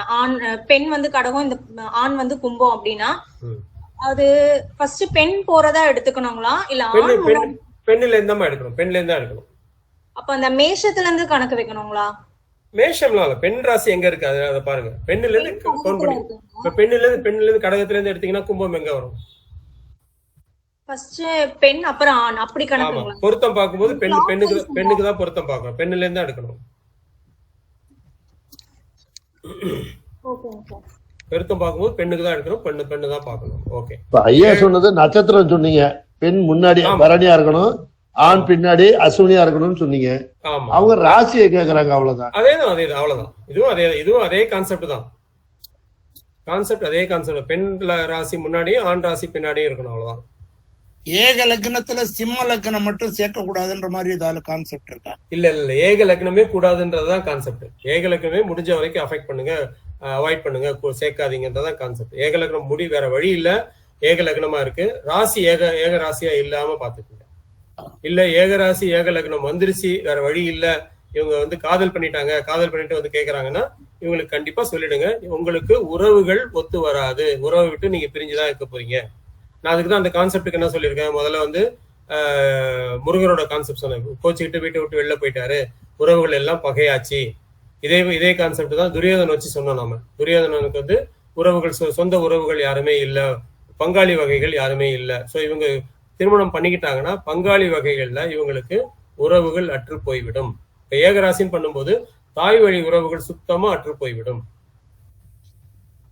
அதனாலதான் கூடாதுன்னு சொல்றோம். தாய் வழி உறவுகள் வரும்போது மாமன் உறவுகள், இப்ப எல்லா உறவுகளும் அற்று போய் நீங்க தனியா இருக்கணும். இது வந்து அதாவது காதல் திருமணத்துக்கு நம்ம ஒத்துக்கிட்டு பண்ணலாம். பட் மற்ற விஷயங்களை வரும்போது சொல்லிடுங்க, இந்த மாதிரி பண்ணீங்கன்னா இதனோட எஃபெக்ட் இதுதான்றது சொல்லிடுங்க. அவங்க கேட்டாங்கன்னா பண்ணிட்டு போறாங்க, அவ்வளவுதான். நம்மளோட சைட்ல என்ன சொல்லணுமோ அதை சொல்லிடுங்க, அவ்வளவுதான். ஓகே, அடுத்து 2 பேருக்கு சார் ஒரு டவுட். இப்போ நான் பார்த்த நிறைய ஜாதகத்துல 7ல சந்திரன் இருந்தா அவங்களோட திருமண வாழ்க்கையே ரொம்ப பாதிக்குதுங்க சார். அப்போ உங்களோட அனுபவத்துல ஒருத்தருக்கு 7ல சந்திரன் இருக்குன்னா இணைக்கிற ஜாதகத்துல 7ஆம் அதிபதி கொஞ்சம் நல்லா பலமா இருந்தா நல்லா இருக்கும். ஆமாமா, இப்ப 7ல சந்திரனே கூடாதுன்னு சொல்றோம் நம்ம. 7ல சந்திரனே கூடாது. 7ல சந்திரன் இருந்தாலே 2 பேருக்குமே இருக்கக்கூடாதுன்னு சொல்றோம். இப்ப ஒருத்தருக்கு மட்டும் இருக்கு. உங்க கேள்வி என்னன்னா ஒருத்தருக்கு மட்டும் இருக்குது, அவங்க ஜாதகத்தை எடுத்து இணைக்கலாமான்னு கேக்குறீங்க, கரெக்டா? ஆமாங்க சார். அந்த மாதிரி கேஸ்ல 7ஆம் அதிபதி பலம் பெற்று இருக்கணும், 7ஆம் அதிபதி பலம் பெற்று இருக்கணும், 2ஆம் அதிபதி பலம் பெற்று இருக்கணும். சந்திரனுக்கு சாரம் கொடுத்தவர் எந்த விதத்திலையும் அஃபெக்ட் ஆகக்கூடாது. நீங்க எல்லாத்துக்குமே பொதுவா அந்த கான்செப்ட் எடுத்துக்க. சாரம் கொடுத்தவர் வீடு கொடுத்தவர்ன்றது செகண்டரி தான். சாரம் கொடுத்தவர் எந்த விதத்திலையும் பாதிப்படையக்கூடாது. அது பாதிப்படைஞ்சதுன்னா நம்ம அதுக்குதான் இந்த ஃபர்ஸ்ட் ஜாதகம் பார்க்கும்போது குருவோட இதை எடுத்தோம். சுக்கிரனுக்கு சாரம் கொடுத்தவர் குரு வந்து எப்படி இங்க இருக்காருன்னா ராகுவை நோக்கி போயிட்டு இருக்காரு, அதனால குரு பாதிப்படைஞ்சார்னு எடுத்துட்டோம். ஸோ அதே கான்செப்ட் தான் இங்க. சாரம் கொடுத்தவர் கண்டிப்பா அஃபெக்ட் ஆகக்கூடாது. அதை எடுத்துக்கிட்டீங்கன்னா நீங்க கண்டிப்பா இந்த விஷயத்துல திருமண பொருத்தத்தை சக்சஸ்ஃபுல்லா வரலாம். சார், எனக்கு தெரிஞ்ச ஒருத்தர் 7ல சந்திரன் வந்து 2 திருமணமும் டைவர்ஸ் ஆயிடுது. அதுதான் கரெக்ட். ஒரு திருமணம் உடனடியா ஆயிடுச்சு. ஒரு திருமணம் 10 வயசு குழந்தை பிறந்து 10 வயசுல ஒரு பையன் இருக்கிறான். அதுக்கப்புறமா அவங்க மியூச்சுவல் அண்டர்ஸ்டாண்டிங்ல டைவர்ஸ். அவங்களுக்கு வந்து அடுத்தவங்க ஜாதகத்துல அந்த சந்திரன் பலமா இருக்காரா, 7ஆம் அதிபதி பலமா இருக்காருன்றதையும் பார்க்கணும். அது பார்த்துதான் பண்ணணும். இவங்க திருமணத்தை அவசரமா பொருத்தம் பார்க்காம பண்றதோட எஃபெக்ட். இப்ப 7ல நீங்க கேட்டதுக்காக சொல்றேன். இப்ப 7ல சந்திரன் மட்டும் இருந்தால 7ல சந்திரனும் சனியும் சேர்ந்து இருந்தாலே இருதாளம் யோகம் இல்ல வந்து அவங்களுக்கு டைவர்ஸ் ஆயிடுது, கண்டிப்பா ஆகுது. இதையும் நீங்க வந்து அந்த சந்திரன் மட்டும்தான் இருக்காரு அவருக்கு. ஆண் ஜாதகத்துல வெறும் 7ல சந்திரன் மட்டும்தான் இருக்காரு. முதல்ல ஒரு திருமணம் பண்ணாரு, உடனடியா டைவர்ஸ் வாங்கி போயிட்டாங்க. அதுக்கப்புறம் கல்யாணம் பண்ணி குழந்தை பிறந்து ஒரு 10 வயசுல அந்த பையன் இருக்கிறான். இப்ப அந்த பெண் திரும்பவும் எனக்கு டைவர்ஸ் கொடுத்துருங்கன்னு கேட்பாங்க. அதுதான் அவங்களுக்கு 7ல சந்திரன் இருக்கிறத மட்டும் வச்சு எடுக்க வேண்டாம். அவங்களுக்கு 2ஆம் அதிபதி 7ஆம் அதிபதி எப்படி இருக்காருன்றதையும் பார்த்துடணும் நம்ம. அதே மாதிரி வரக்கூடிய ஜாதகத்துல அவங்களுக்கு வந்து அந்த 7ஆம் அதிபதியும் 2ஆம் அதிபதியும் பலமா இருக்கணும். இருந்தா மட்டும்தான் இவங்களுக்கு நிலைக்கும், இல்லாட்டி நிலைக்காது, லைஃப் நிலைக்காது. திருமணம் இது வந்துடும் உங்களுக்கு. ஓகே, சந்திரனோட சனி சிறப்பா புணர்ப்பு வந்துருது இல்லைங்களா? அதனால இல்ல புணர்ப்புன்றது எங்க வேணாலும் வந்துடும் இல்லையா? இப்ப 7ல இருக்கும்போது கண்டிப்பா இது இருதாரத்தை கொடுத்துருது. 7ல சந்திரன் சனி 2 பேர் இருந்தாங்கன்னா அது கண்டிப்பா இருதாரத்தை கொடுத்துருது. அவங்களுக்கு ரொம்ப பலமான சந்திரன் சனி இருக்கிறத பார்த்து நம்ம இணைக்கணும். அப்புறம் 7ல செவ்வாய் 2 பேருக்குமே இருக்கக்கூடாது. இருந்ததுன்னா டென்ஷன், அடிதடி, பிரச்சனை, நிம்மதியின்மை இது எல்லாமே வந்துடும். 7ல நம்ம வந்து சந்திரன் இருந்ததுன்னா 2 பேருக்குமே டென்ஷன் வரும், 2 பேருமே வாய்க்கா தகராறு வந்துடும், எல்லாமே இருக்கும், நிம்மதி இருக்காது. அதனால 7ல கண்டிப்பா செவ்வாய் இருக்கக்கூடாது. சந்திரன்ல செவ்வாய் இருக்கக்கூடாது. அதே மாதிரி 7ல சனி பகவான் கூடாது.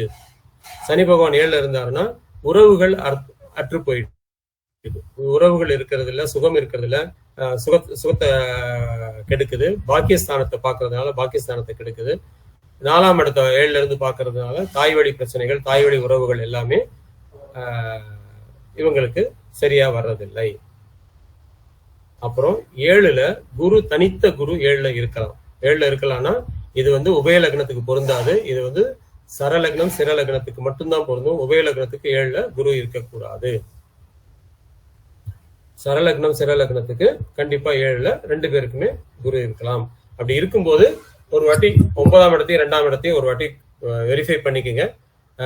7ல குரு இருக்கிறது தனித்த குருவா 7ல இருக்கும்போது அவர் கண்டிப்பா திருமண விஷயத்துல ஒரு தொந்தரவுகளை கொடுக்குறாரு. அது சரலக்னமா இருந்தாலும் சிரலக்னமா இருந்தாலும் உபய லக்னமா இருந்தாலும் அந்த பிரச்சனைகள் வருது. ஆனா உபய லக்னத்துக்கு தான் பாதகாதிபதினு வர்றதுனால கண்டிப்பா அந்த இடத்துல 2ஆம் திருமணத்தை கொடுத்துடுறாரு. ஆனா சரலக்னம் சிரலக்னத்துக்கு 2ஆம் அதிபதி நல்லா இருக்கும்போது இவங்களுக்கு பெரிய பிரச்சனைகளை கொடுக்கறது இல்லை. ஐயா, 7ஆம் இடத்துல சந்திரன் சனி குரு 3 இருக்கலாங்களா? இருக்கலாம். அதாவது நம்ம இப்ப பாக்குறது எல்லாமே 2 பேருக்கும் சேர்த்து பாக்குறோம். 2 பேருக்குமே இந்த அமைப்பு இருக்கலாமான்றதை பாக்குறோம். ஒருத்தருக்கு மட்டும் இருந்ததுன்னா கண்டிப்பா இருக்கலாம், அதை அவாய்ட் பண்ண முடியாதுல்ல. அப்படி இருக்கும்போது எப்படி அடுத்த பொருத்த வர ஜாதகத்தை பார்க்கணும். இப்ப நீங்க 7ல சந்திரன் சனி குரு இருக்கு அப்படின்னு பார்க்கும்போது, இப்ப 7ல சந்திரன் சனி குரு இருக்கும்போது அடுத்து வரக்கூடிய ஜாதகங்கள்ல சந்திரனும் சனியும் எந்த விதத்திலையும் பாதிப்படையாம இருக்கணும். இவங்களுக்கு அடுத்து வரக்கூடிய ஜாதகத்துல 2ஆம் இடமும் 7ஆம் இடமும் பாதிப்படையாம இருக்கணும். அப்படி இருந்ததுன்னா இவங்க லைஃப் நல்லா இருக்கும். சார் சரலக்னத்துக்கு 7ல் தனித்த குரு இருக்கலாம்ன்றீங்க? ஆமா, இருக்கலாம் சார். சரலக்னத்துக்கு ஸ்திரலக்னத்துக்கு 7ல தனித்த ஒரு பெண்ணுக்கு 7ல தனித்த குரு இருந்து டைவர்ஸ் ஆயிடுது. அதுதான் சொல்றேன். அதனாலதான் மறுபடியும் உங்களுக்கு சொல்லும் போது இது எல்லா லக்னத்துக்குமே பொருந்தி வருது. அப்படி இருக்கும்போது 2ஆம் இடத்தையும் 9ஆம் இடத்தையும் பலமா இருக்கிற மாதிரி பாத்துக்குங்க. சொல்ற விதிகள் எல்லாமே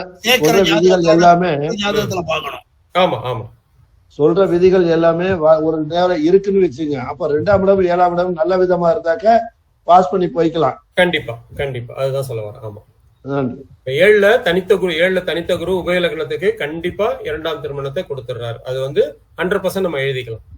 அதே 7ல தனித்த குரு சரலக்னம் சிறலக்னமா இருந்ததுன்னா அவங்க பெரிய பிரச்சனைகளை கொடுக்கறது இல்ல, ஒரு சில ஜாதகங்களுக்கு மட்டும். ஆனா 7ல தனித்த குரு இருந்தாருன்னா கண்டிப்பா ஒரு 2ஆம் திருமணத்தை கொடுக்குறாரு, பிரிவினைகளை கொடுக்குறாரு. அந்த மாதிரி கேஸ்ல நம்ம என்ன பண்ணணும்னா 2ஆம் அதிபதியும் 9ஆம் அதிபதியும் பாத்துக்குங்க. ஏன்னா 7ல குரு இருக்கும்போது 9ஆம் பாக்கியஸ்தானம் நல்லா இருக்கு, 2ஆம் இடம் நல்லா இருக்குன்னா கண்டிப்பா அவங்க லைஃப்ல பிரிய மாட்டாங்க. 7ல சுக்கிரன் தனித்த சுக்கிரன் கண்டிப்பா 7ல இருக்கலாம். 7ல சுக்கிரன் தனித்த சுக்கிரன் இருந்ததுன்னா 2 பேருமே திருமணம் சம்பந்தமான விஷயங்கள்ல ஒருத்தர் அப்ரிஷியேட் பண்ணிப்பாங்க, ஒருத்தர் பாராட்டிப்பாங்க. அதனால அவங்க இல்லை சார். காலபுருஷ தத்துவத்துப்படி 7ஆம் அதிபதி யாரு சார்? சுக்கிரன். அவ்வளவுதாங்க சார். கண்டிப்பா 7ல இருக்கலாம். 7ல காரக பாவனாசி இல்ல. 7ல இப்ப லக்னத்துல அதாவது அம்சத்துல பாத்தீங்கன்னா அங்கதான் காரக பாவனாசியை நம்ம சுக்கிரனுக்கு எடுக்கணும்.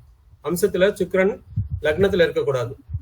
ஆண் ஜாதகத்துல லக்னத்துக்கும் பெண் ஜாதகத்துல 7லயும் சுக்கிரன் இருந்ததுன்னா காரக பாவனாசியை கொடுக்கிறோம். அம்ச லக்னத்துல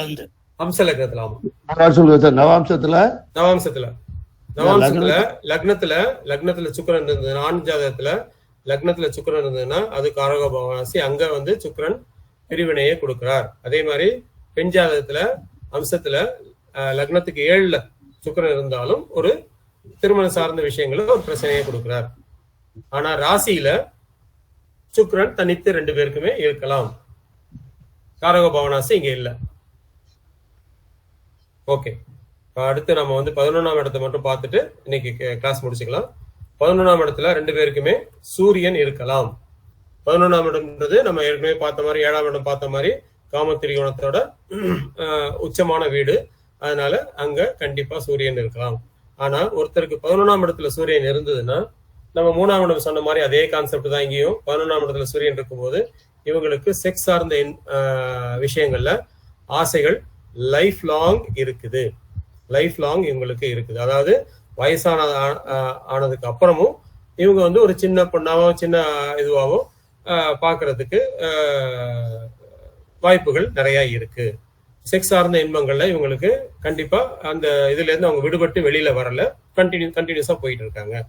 அதுவும் இல்லாம இவங்களுக்கு சின்ன வயசுல உள்ளவங்களை, அதாவது நம்ம 3ல இருக்கும்போது பார்த்தோம்னா மூத்த பெண்களோட தொடர்பு, மூத்த ஆண்களோட தொடர்புன்னு பார்த்தோம். இங்க பாத்தீங்கன்னா இளம் வயசான ஆட்களோட தொடர்புகள் அதிகமா வச்சுக்க விரும்புறாங்க. இப்ப நிறைய இடத்துல பாத்தீங்கன்னா 60 வயசு ஆளு ஒரு சின்ன பொண்ணோட தப்பு பண்றாரு அப்படின்னு நம்ம பார்க்கும்போது அவங்களுக்கு முக்கால்வாசி பேருக்கு இந்த 11ல சூரியன் இருக்கிறத பார்க்க முடியுது. இதே மாதிரி மருமகளுக்கு தொந்தரவு கொடுக்குற மாமனார்கள் ஜாதகத்திலையும் இந்த 11ல சூரியன் இருக்கிறத பார்க்க முடியுது. அதே மாதிரி பெண் ஜாதகத்துல சூரியன் 11ல இருந்தாலும் இதே நிகழ்வு தான் உண்டு. அதனால 2 பேருக்கும் லக்ன 11ல சூரியன் இருக்கவங்கள இணைச்சிடலாம். சோ இவங்க 2 பேருக்குமே சிந்தனைகள் ஒன்னாவே இருக்கும். சார், இப்போ நீங்க சொன்ன எல்லா விதிகள்லயுமே இப்போ 7ல் இருக்கக்கூடாது, 11ல் சூரியன் இருந்தா இந்த மாதிரி, அதுக்கு குரு பார்வை ஒரு 9ஆம் பார்வையோ அந்த மாதிரி எல்லாம் வரும்போது அதுல மாற்றங்கள் எல்லாம் வரும் இல்லைங்க சார்? ஆமா, கண்டிப்பா மாற்றம் வரும். ஆனா வெளியில தெரியாம இருக்கும், அவ்வளவுதான். குரு பார்வை இருக்கும்போது இந்த விஷயங்கள் வெளியில தெரியாது. அது குரு பார்வை இல்ல, பாவர்கள் பார்வை இருந்ததுன்னா இந்த விஷயங்கள் வெளியில தெரிஞ்சுக்கும். இதுல மட்டும் இல்லைங்க சார், தொடர்ந்து இப்போ 7ல் அந்த பாவர்கள் அந்த சூரியன் இருக்கக்கூடாது அதுல எல்லாம் அந்த குரு பார்வை வரும்போது அதுல மாற்றங்கள் வருமா? இல்ல நம்ம இப்ப பாக்குறது 2 பேர் ஜாதகத்திலையும் சூரியன் வந்து லக்னத்துல இருக்க கூடாதுன்னு சொல்றோம். இப்ப 2 பேருக்குமே சூரியன் லக்னத்துல இருக்கு, ஒருத்தருக்கு வந்து குரு பார்வை இருக்குன்னு நீங்க சொல்ல வரீங்க, கரெக்டா? இருவருக்குமே குரு பார்வை இல்ல குருவோட இணைவு அந்த மாதிரி இருக்கும்போது அந்த கான்செப்ட்ல இருந்து வெளியே நல்லபடியா இருக்க வாய்ப்புகள் இருக்கு இல்லைங்களா? இல்ல இப்ப உதாரணத்துக்கு லக்னத்துல 2 பேருக்குமே சூரியன் இருக்கு, ஓகேவா? இப்ப 2 பேர் லக்னத்தையுமே 2 பேரோட குருவும் பாக்குறாங்க, அப்ப அவங்க நல்லா இருப்பாங்களான்னு கேக்குறீங்க, கரெக்டா? கரெக்டா. ஓகே. இப்ப லக்னத்துல 2 பேருக்குமே சூரியன் இருந்து குரு பாக்குறாரு அப்படின்னா இவங்களுக்கு புத்திர சம்பந்தமான பிரச்சனைகள் கண்டிப்பா உண்டு அப்படின்றத எடுத்துக்கலாம். நம்பர் 1. நான் ஏற்கனவே இதை வந்து சொல்லியிருக்கேன்னு நினைக்கிறேன். சிம்ம லக்னமா இருந்து குரு தனுசுல இருந்தாலும் சரி, இதுல மேஷத்துல இருந்தாலும் சரி புத்திர சம்பந்தமான தோஷங்களை கொடுக்குறாருன்னு சொல்லியிருக்கோம். இப்ப 2 பேருக்குமே சூரியன் அங்க இருக்கு, அவங்க குரு பாக்குறாங்க அப்படின்னா இவங்களுக்கு புத்திர சம்பந்தமான பிரச்சனைகள் வருமா வராதா? அதுதான். சோ இவங்களுக்கு குரு பார்த்தாலும், அதாவது எந்த இடத்துல இவங்களுக்கு இது வந்து சக்சஸ் ஆகும்னா இவங்களோட புகழ் அதிகமாகும். இப்ப குருவுக்கு 2 பேருமே சூரியன் லக்னத்துல இருக்கு அப்படின்னா இவங்களோட புகழ் கண்டிப்பா அதிகமாகும், இவங்க வெளிச்சத்துக்கு வருவாங்க, இவங்களுக்கு பண வசதிகள் நல்லா இருக்கும், இவங்களுக்கு வந்து யோகங்கள், அதாவது ஏதாவது பூர்வ புண்ணிய யோகங்கள் நல்லா இருக்கும், அதை எல்லாத்தையும் எடுத்துக்கலாம். ஆனா இது குழந்தை விஷயத்திலயும் சரி, திருமண விஷயத்திலயும் சரி ஒரு பிரச்சனைகளை கொடுக்கிறது. இப்ப ஜெயலலிதாமாவுக்கு எடுத்துக்கங்க, சந்திரனையும் குரு பாக்குறாரு, லக்னத்தையும் குரு பாக்குறாரு இல்லையா? அவங்களுக்கு ஏன் திருமணம் நடக்கல, இல்ல திருமணம் நடந்து ஏன் முறிவடைஞ்சது அப்படின்றத யோசிங்க. குரு பாக்குறாரு அப்படின்றத வச்சுக்கிட்டு மட்டும் நம்ம ஒரு விஷயத்தை எடுத்துக்கூடாது. அதாவது குரு எந்த விஷயத்துல தொந்தரவு கொடுக்குறாருன்னா இந்த திருமணம் விஷயத்திலயும் குழந்தை விஷயத்திலயும் கண்டிப்பா ஒரு தொந்தரவுகளை கொடுத்துடுறாரு, மற்ற விஷயங்கள்ல புகழ கொடுக்குறாரு அப்படின்றத எடுத்துக்கலாம். ஓகே. இப்ப 11ல சூரியன் இருக்கலாம்னு சொல்லிடுச்சு. 11ல ராகு, அதே மாதிரி 11ல ராகு இருக்கலாம். 11ல ராகு இருக்கும்போது என்னன்னா மூத்த பெண்களோட தொடர்புகள் அதிகமா வருது. அதாவது 11ல சூரியன் இருந்ததுன்னா இளைய பெண்களோட தொடர்புகள், 11ல ராகு இருந்ததுன்னா மூத்த பெண்களோட தொடர்புகள். இப்ப கணவனை விட்டுட்டு ஓடி போற பல பெண்களுக்கு பாத்தீங்கன்னா 11ல ராகு இருக்கலாம். அப்படி 11ல அவங்க ஓடி போகல அப்படின்னா கூட கண்டிப்பா ஒரு அவப்பெயர் இவங்களுக்கு வந்துடும். இவங்களுக்கு வந்து லெஸ்பியன் சம்பந்தமான விஷயங்கள்ல தொந்தரவுகள் இருக்கும், இல்ல வேற மாதிரி எண்ணங்கள் இருக்கும் அப்படின்றத ஒரு அவப்பெயராவது இங்க வருந்தது. இவங்க தன்னோட கௌரவத்தை பத்தி அதிகமா கவலைப்படுறதில்ல. 11ல ராகு இருக்கிறவங்க எப்படியாவது இதை அடையணும் அப்படின்னு நினைக்கிறாங்களே தவிர அந்த கௌரவத்தை பத்தி இவங்க கவலைப்படாம எந்த எல்லாத்துக்குமே தயாரா இருக்கிறதுனால இவங்க 2 பேருக்கும் 11ல ராகு இருந்ததுன்னா 2 பேரையுமே சேர்த்து வச்சிடலாம். ஏன்னா ஒரே சம்பந்தமான ஒரே செயல்களை செய்யக்கூடியவங்க இவங்க, அதனால 2 பேரையும் சேர்த்து வைத்து விடலாம். அப்புறம் 11ல கேது இருக்கக்கூடாது. இப்ப கேக்குதுங்களா எல்லாருக்கும்? ஓகேவா. 11ல 2 பேருக்குமே கேது இருக்கக்கூடாது. 11ல 2 பேருக்குமே கேது இருக்கக்கூடாது. ஏன்னா கேது 11ல இருந்ததுன்னா ராகு 5ல இருக்கும். ராகு 5ல இருந்து நம்ம ஏற்கனவே என்ன சொல்லியிருக்கோம், குரு நல்லா இருக்கணும், குரு நல்லா இருக்க பாருங்க அப்படின்னு சொல்லியிருக்கோம். அதனால 11ல கேது இருந்ததுன்னா 5ல ராகு இருக்கும், 5ல ராகு இருக்கக்கூடாதுன்னு சொல்லியிருக்கோம். அதனால 2 பேருக்குமே 11ல கேது இருக்கும்போது 2 பேருக்குமே 5ல ராகு வந்துடும். அதனால அது தொந்தரவுல கொடுக்கும் கூடாது. அடுத்து 11ல சந்திரன் இருக்கலாம். 11ல கண்டிப்பா சந்திரன் இருக்கலாம். 11ல சந்திரன் இருக்கும்போது என்ன விதமான எண்ணங்கள் வரும்னா இவங்களுக்கு கற்பனை உலகில இவங்க வந்து அதாவது செக்ஸ் சம்பந்தமான விஷயங்கள்ல கற்பனை உலகில 2 பேருமே மிதந்துட்டு இருப்பாங்க. ஆனா எந்த விதத்திலையும் இவங்க வெளியே தாண்டி போக மாட்டாங்க. இவங்களுக்கு கற்பனை மட்டும்தான் இருக்குமே தவிர செயல்கள் இருக்காது. அதனால 11ல சந்திரன் இருக்கவங்க கண்டிப்பா சேர்க்கலாம். அடுத்து 11ல குரு சுக்கிரன் இருக்கலாம். கண்டிப்பா குரு சுக்கிரன் இருக்கலாம் 11ல. 11ல சனி கூடாது. ஏன் 11ல சனி கூடாது அப்படின்னா அவர் 5ஆம் இடத்தை பார்ப்பாரு. 5ஆம் இடத்தை பார்க்கும்போது அவருக்கு கண்டிப்பா குழந்தை சார்ந்த விஷயங்களை காலதாமதமாகவும் பிரச்சனைகளை கொடுக்கும் அப்படின்றத சொல்றோம். அடுத்து 11ல செவ்வாய் கூடாது. செவ்வாய் ஏன் கூடாதுன்னா செவ்வாய் வந்து 11ல 5ஆம் இடத்தை பார்ப்பாரு. அடிக்கடி கருக்கலைப்புகள் ஏற்பட வாய்ப்புகள் உண்டு. அப்புறம் 11ல தனித்த புதன் இருக்கக்கூடாது.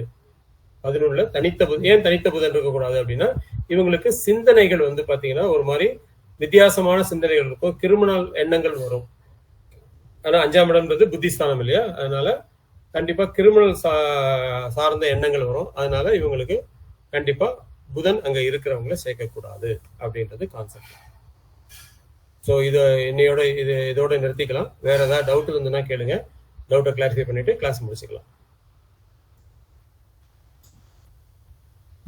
அப்புறம் இன்னொன்னு சொல்லணும்னு நினைச்சேன், இன்னைக்கு யாரெல்லாம் கிளாஸ் அட்டன் பண்ணீங்களோ அவங்க வந்து உங்களோட மொபைல் நம்பர்,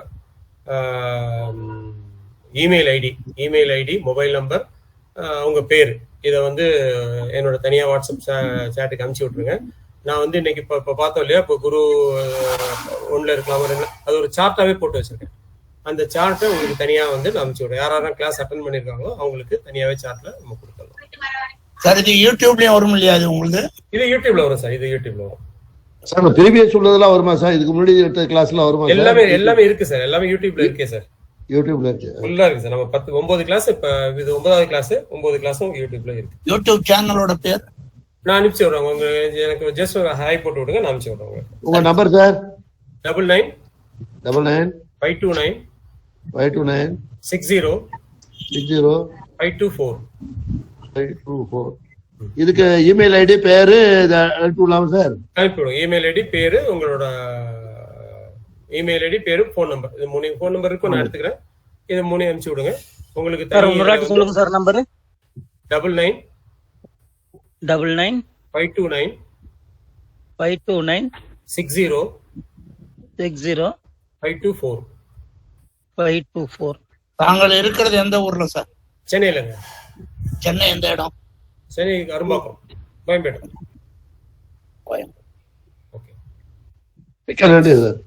ஓகே, இதை அனுப்பிச்சு விடுங்க. நான் வந்து இப்ப இந்த இது பார்த்தோம் இல்லையா, பொருத்தம் பார்க்கறது எப்படின்றதுக்கு ராசி லக்னம், அதுக்கு ஒரு சார்ட் ஒன்று ப்ரிப்பேர் பண்ணிடுறேன்.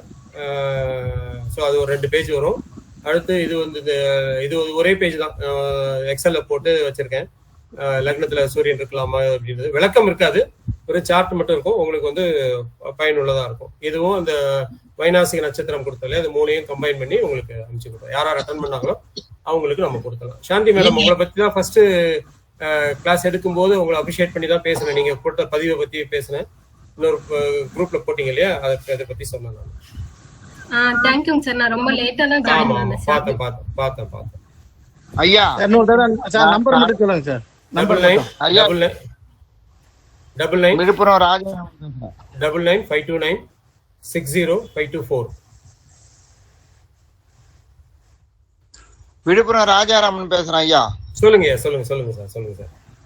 எனக்கு வந்து முதல்ல 3 கிளாஸ், அது நான் உங்க இதுக்கு கூட வாட்ஸ்அப்ல நான் டைப் பண்ணி மெசேஜ் அனுப்பியிருந்தேன். முதல் 3 பாடம் கரணம் தேதி அதெல்லாம் உங்க குரூப்ல எதுல அனுப்புனேன்னு தெரியல. உங்க குரூப்லயே அனுப்பிச்சா நான் பாப்பேன். எதுல அனுப்புனீங்க? பதில் அனுப்பிச்சிருந்தேன் உங்களுக்கு. பரவாயில்ல, இந்த நம்பருக்கு ஒரு இது போடுங்க, நான் அனுப்புறேன். கண்டிப்பா எப்படி யூடியூப் இருக்குன்னா யூடியூப்ல பாத்துக்கலாம், தாராளமா பாத்துக்கலாம். இல்ல நீங்க இந்த நேமையும் கொஞ்சம் பதிவு பண்ணுங்க ஐயா. ஒரே நிமிஷம் இதை ஷேர் பண்றேன். அதுல வந்து உங்களுக்கு இன்ஃபர்மேஷன்ஸ் எல்லாமே இருக்கு.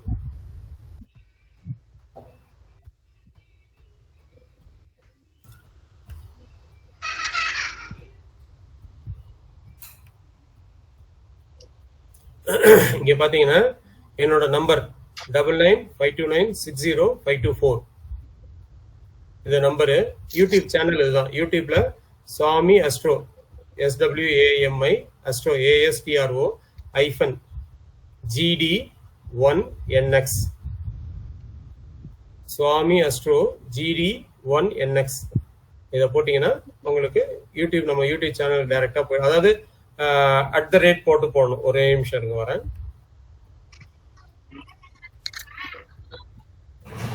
இந்த மாதிரி போடணும்.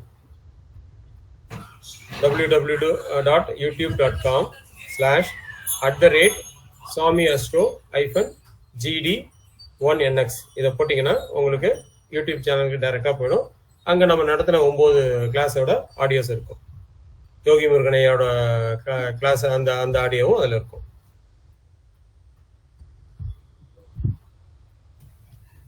பார்க்க முடியலைங்க எங்களால. சொல்லுங்க. www.youtube.com youtube.com /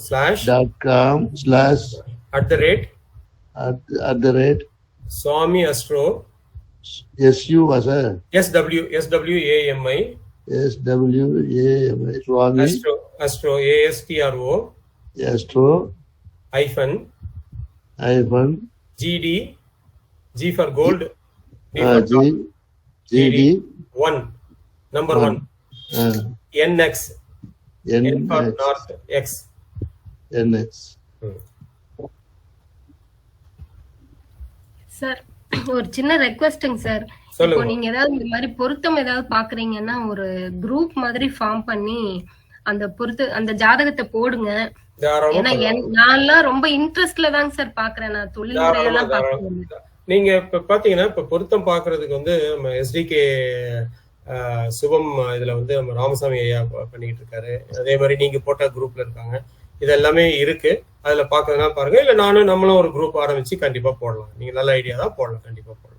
ஆமாங்க சார். ஏன்னா அப்பதான் அந்த ரூல்ஸ் எல்லாம் நம்ம ரிப்பீட்டடா நம்ம அப்ளை பண்ணி பார்க்கும்போது நம்மளுக்கு ஞாபகத்துல கண்டிப்பாமா நல்ல நல்ல இதுதான். கண்டிப்பா அது போடலாம். பொருத்தம் பாக்குறதுக்கு ஒரு தனி இது ஆரம்பிச்சு பண்ணலாம்.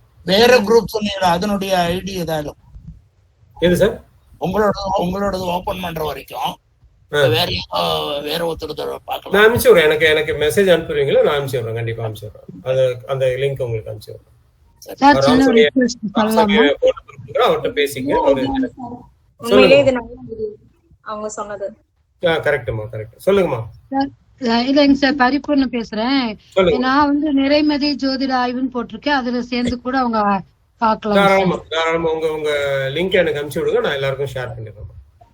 ஓகேங்க சார். ஆமாங்க சார். அப்பதான் நம்ம அப்ளை பண்ணி பார்க்க முடியும். கண்டிப்பா கண்டிப்பா கண்டிப்பா. நல்ல பாயிண்ட், நல்ல பாயிண்ட்.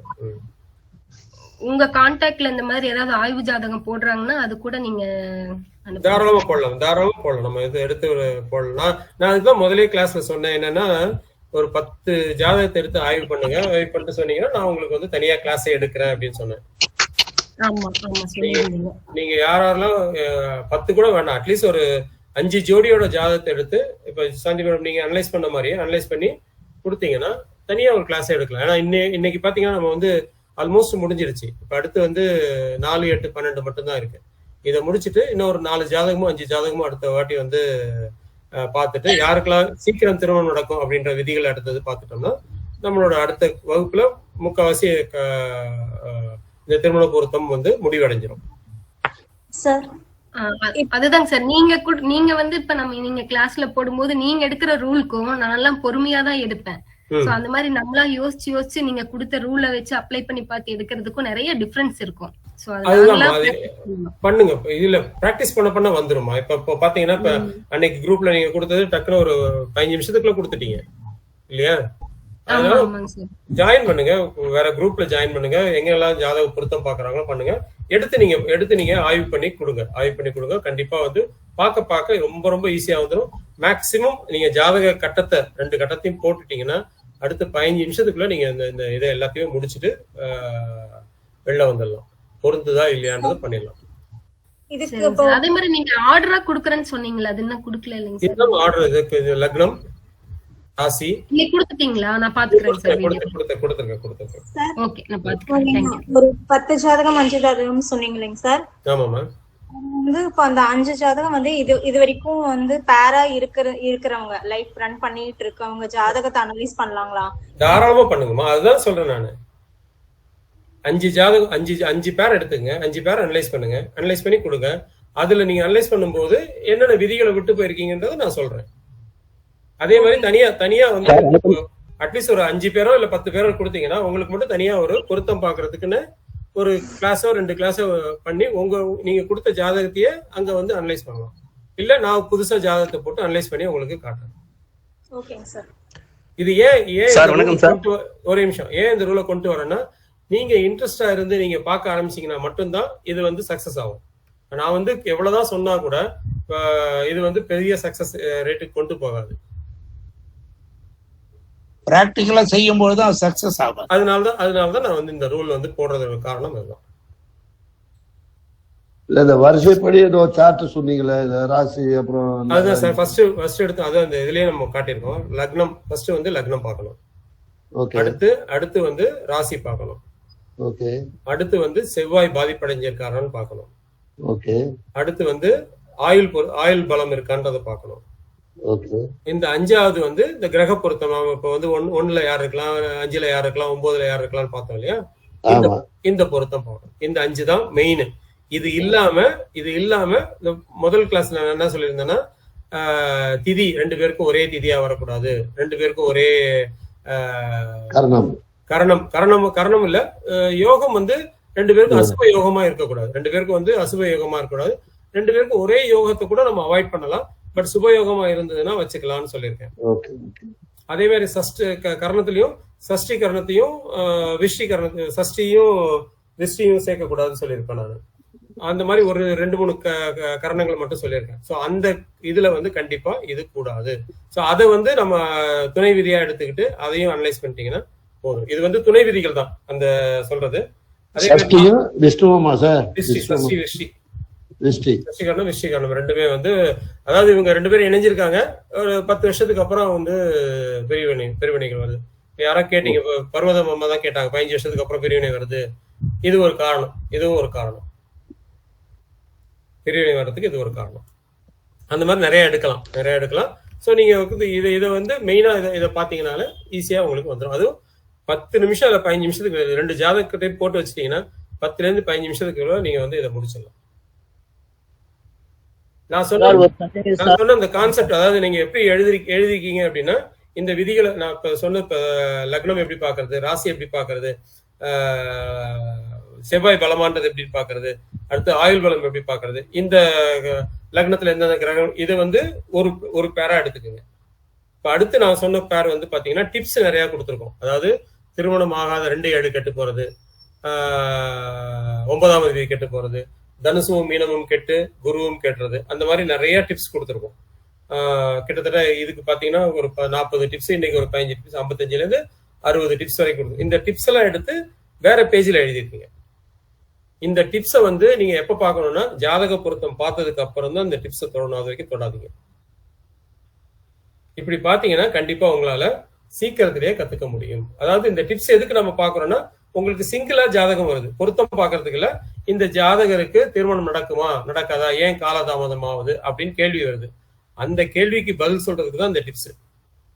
இப்ப இவருக்கு வந்து 2 திருமணம் அப்படின்னு நம்ம சொல்றதுக்கு எப்படி சொல்றோம்?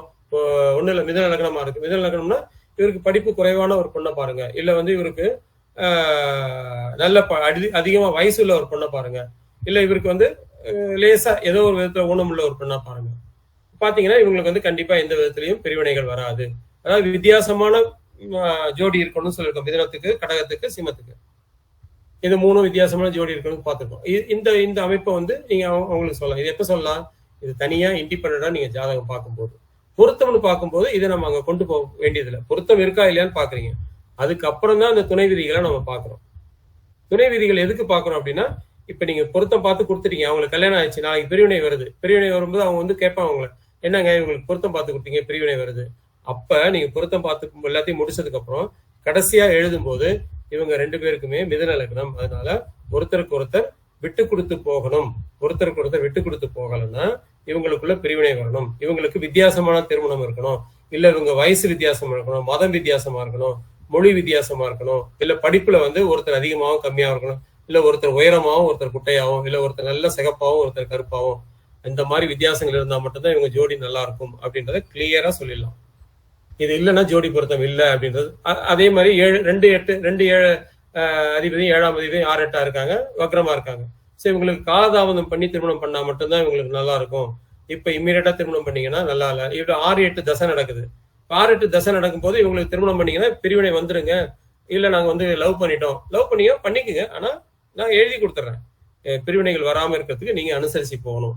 இதை சொல்லிட்டீங்கன்னா அவங்களுக்குள்ள பிரிவினை வந்தாலும் ஜோசியரை கண்டிப்பா அப்ரிஷியேட் பண்ணுவாங்க.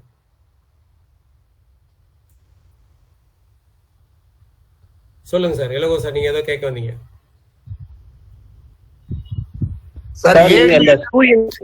ஒரு நிமிஷம் இணைக்கலாம்ன்றதுக்கு ஏதாயிலும் ஒரே நிமிஷம். இளங்கோ சார் முடிக்கட்டும். சொல்லுங்க சார். சார் இந்த 7ஆம் பாவத்துல சூரியன் இருக்கிறது சொன்னீங்களா சார்? ஆமா, அது 10% கரெக்ட். அதே மாதிரி ஜாதகம் பொன் ஜாதகம் வந்துச்சு, அதே மாதிரி ஆண் ஜாதகத்தை சேர்த்தோம். இப்போ கிட்டத்தட்ட ஒரு 7-8 வருஷம் ஆயிடுச்சு, ரன் ஆகிட்டு இருக்காங்க.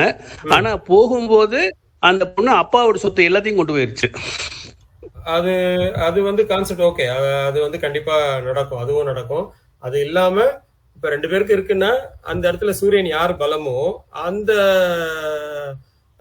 நபரோட ஆளுமை அங்க அதிகமாயிடும். அதாவது ஒருத்தருக்கு வந்து மாமனார் வந்து ஒருத்தருக்கு வந்து சூரியன் ரொம்ப பலமா இருக்கு, ஆட்சி உச்சமா இருக்குன்னு வச்சுங்க.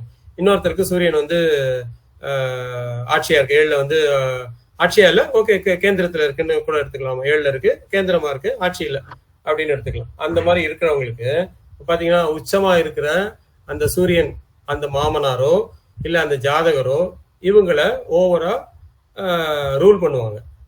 அதுக்கெல்லாம் நம்ம ஒத்துக்கு போகணும். அதே மாதிரி இவங்களோட சொத்துக்கள் ஃபுல்லா அவங்களுக்கு போயிடும். அதாவது பெண் வீட்டு சொத்துக்கள் ஃபுல்லா ஆணுக்கு போயிடும், யாருக்கு உச்சமா இருக்கா அவங்களுக்கு, இல்ல ஆண் வீட்டு சொத்துக்கள்லாம் பொண்ணு வீட்டுக்கு போயிடும் அப்படின்ற மாதிரி எடுத்துக்கலாம். சோ அதெல்லாம் அப்புறம் இன்னொரு விஷயம் சார், நிறைய விஷயங்கள் இருக்கு. சொல்லுங்க. இன்னொரு விஷயம் வந்து இப்ப வந்து இப்போ ஒரு 2 days முன்னாடி ஒரு பொருத்தம் பார்த்தேன் சார். சரி. பையனுக்கு வந்து மிதுன லக்னம், சரி. பொண்ணுக்கு வந்து கன்னி லக்னம். பையனுக்கு மிதுன லக்னம், பொண்ணு கன்னி லக்னம். சரி. பொண்ணுக்கு வந்து மீனத்துல வந்து சூரியன், 7ஆம் பாவத்துல சூரியன். சரி. பையனுக்கு வந்து மேஷத்துல சூரியன் உச்சம். சரி. அட் த சேம் டைம் 2 பேருக்கும் ஜஸ்ட் 15 days டிஃபரன்ஸ். சரி. பொண்ணு கூட வயசு கூட, பொண்ணுக்கு 15 நாள் கூட. சரி. 2 பேருமே டாக்டர். சரி. அட் த சேம் டைம் என்னன்னா 2 பேருக்கும் குரு வந்து பையனுக்கு வந்து துலாம்ல குரு, பொண்ணுக்கும் துலாம்ல குரு, 15 நாள் வித்தியாசம். சரி. சரி. அந்த மாதிரி ஒரு வந்துச்சு. சேம் டைம் 5ஆம் பாவத்து அது மாமியாருக்கு உண்டான ஸ்தானத்துக்கு வந்து அந்த பொண்ணு, அதாவது அந்த பொண்ணுக்கு வந்து 6ஆம் பாவத்துல வந்து செவ்வாய், சனி, மாந்தி எல்லாம் இருக்காங்க. சரி. சரி. அது குரு பாத்துறாரு. இந்த மாதிரி ஒரு அமைப்புல வந்துச்சு. இப்ப நீங்க ஆய்வுக்கு வேணும்னா நான் அதை அனுப்பிச்சு வைக்கிறேன் உங்களுக்கு. கண்டிப்பா அனுப்பிச்சு வைங்க பாத்துக்கலாம். ஓகே. கொஞ்சம் வித்தியாசம் ஜாதகம், பெக்குலியர் 2 பேருக்கும் ஏஜ் 30. ஓகே, பாத்துக்கலாம். ஓகே சார், அனுப்பிச்சு விடுங்க பார்க்கலாம். நல்லது சார், நல்லது சார், நன்றி சார். Thank you sir. சொல்லுங்க சார், கிருஷ்ணமூர்த்தி சார் சொல்லுங்க சார். அந்த ஏக லக்னம் இணைக்கலாம்ன்றதுக்கு தகுந்த மாதிரி ஏதாவது விதிமுறைகள் உண்டா? இல்ல சார், ஏக லக்னம் இணைக்க கூடாது, ஏக ராசிகள் இணைக்க கூடாது அப்படின்றத ஃபர்ஸ்ட் கான்செப்ட். 2வது கான்செப்ட் பிரகாரம் ஏக லக்னம் இணைக்கலாம் அப்படின்னா பெண்ணோட லக்னம், அதாவது மேஷ லக்னம் எடுத்துங்க, பெண்ணோட லக்ன புள்ளி பரணி 4ல இருக்கு, ஆணோட லக்ன புள்ளி என்கிட்ட ஒரு ஜாதகம் இணைக்கிறது இல்ல சொல்றேன், ஆணோட லக்ன புள்ளி இதுல இருக்குன்னு வச்சுங்க, அஸ்வினி 2ல இருக்குன்னு வச்சுங்க, கண்டிப்பா இணைக்கலாம். ஏன்னா இது அம்சத்துல 7-7 வரும். அம்சத்துல 7, அதாவது அஸ்வினி 2ன்னா அம்சத்துல லக்னம் வந்து எங்க வரும், இதுல வரும், ரிஷபத்துல வரும். இங்க பரணி 4ன்னும் போது பெண்ணுக்கு வந்து இதுல வரும், விருச்சிகத்துல வரும். 7-7 இந்த இதை வந்து கண்டிப்பா இணைக்கலாம்.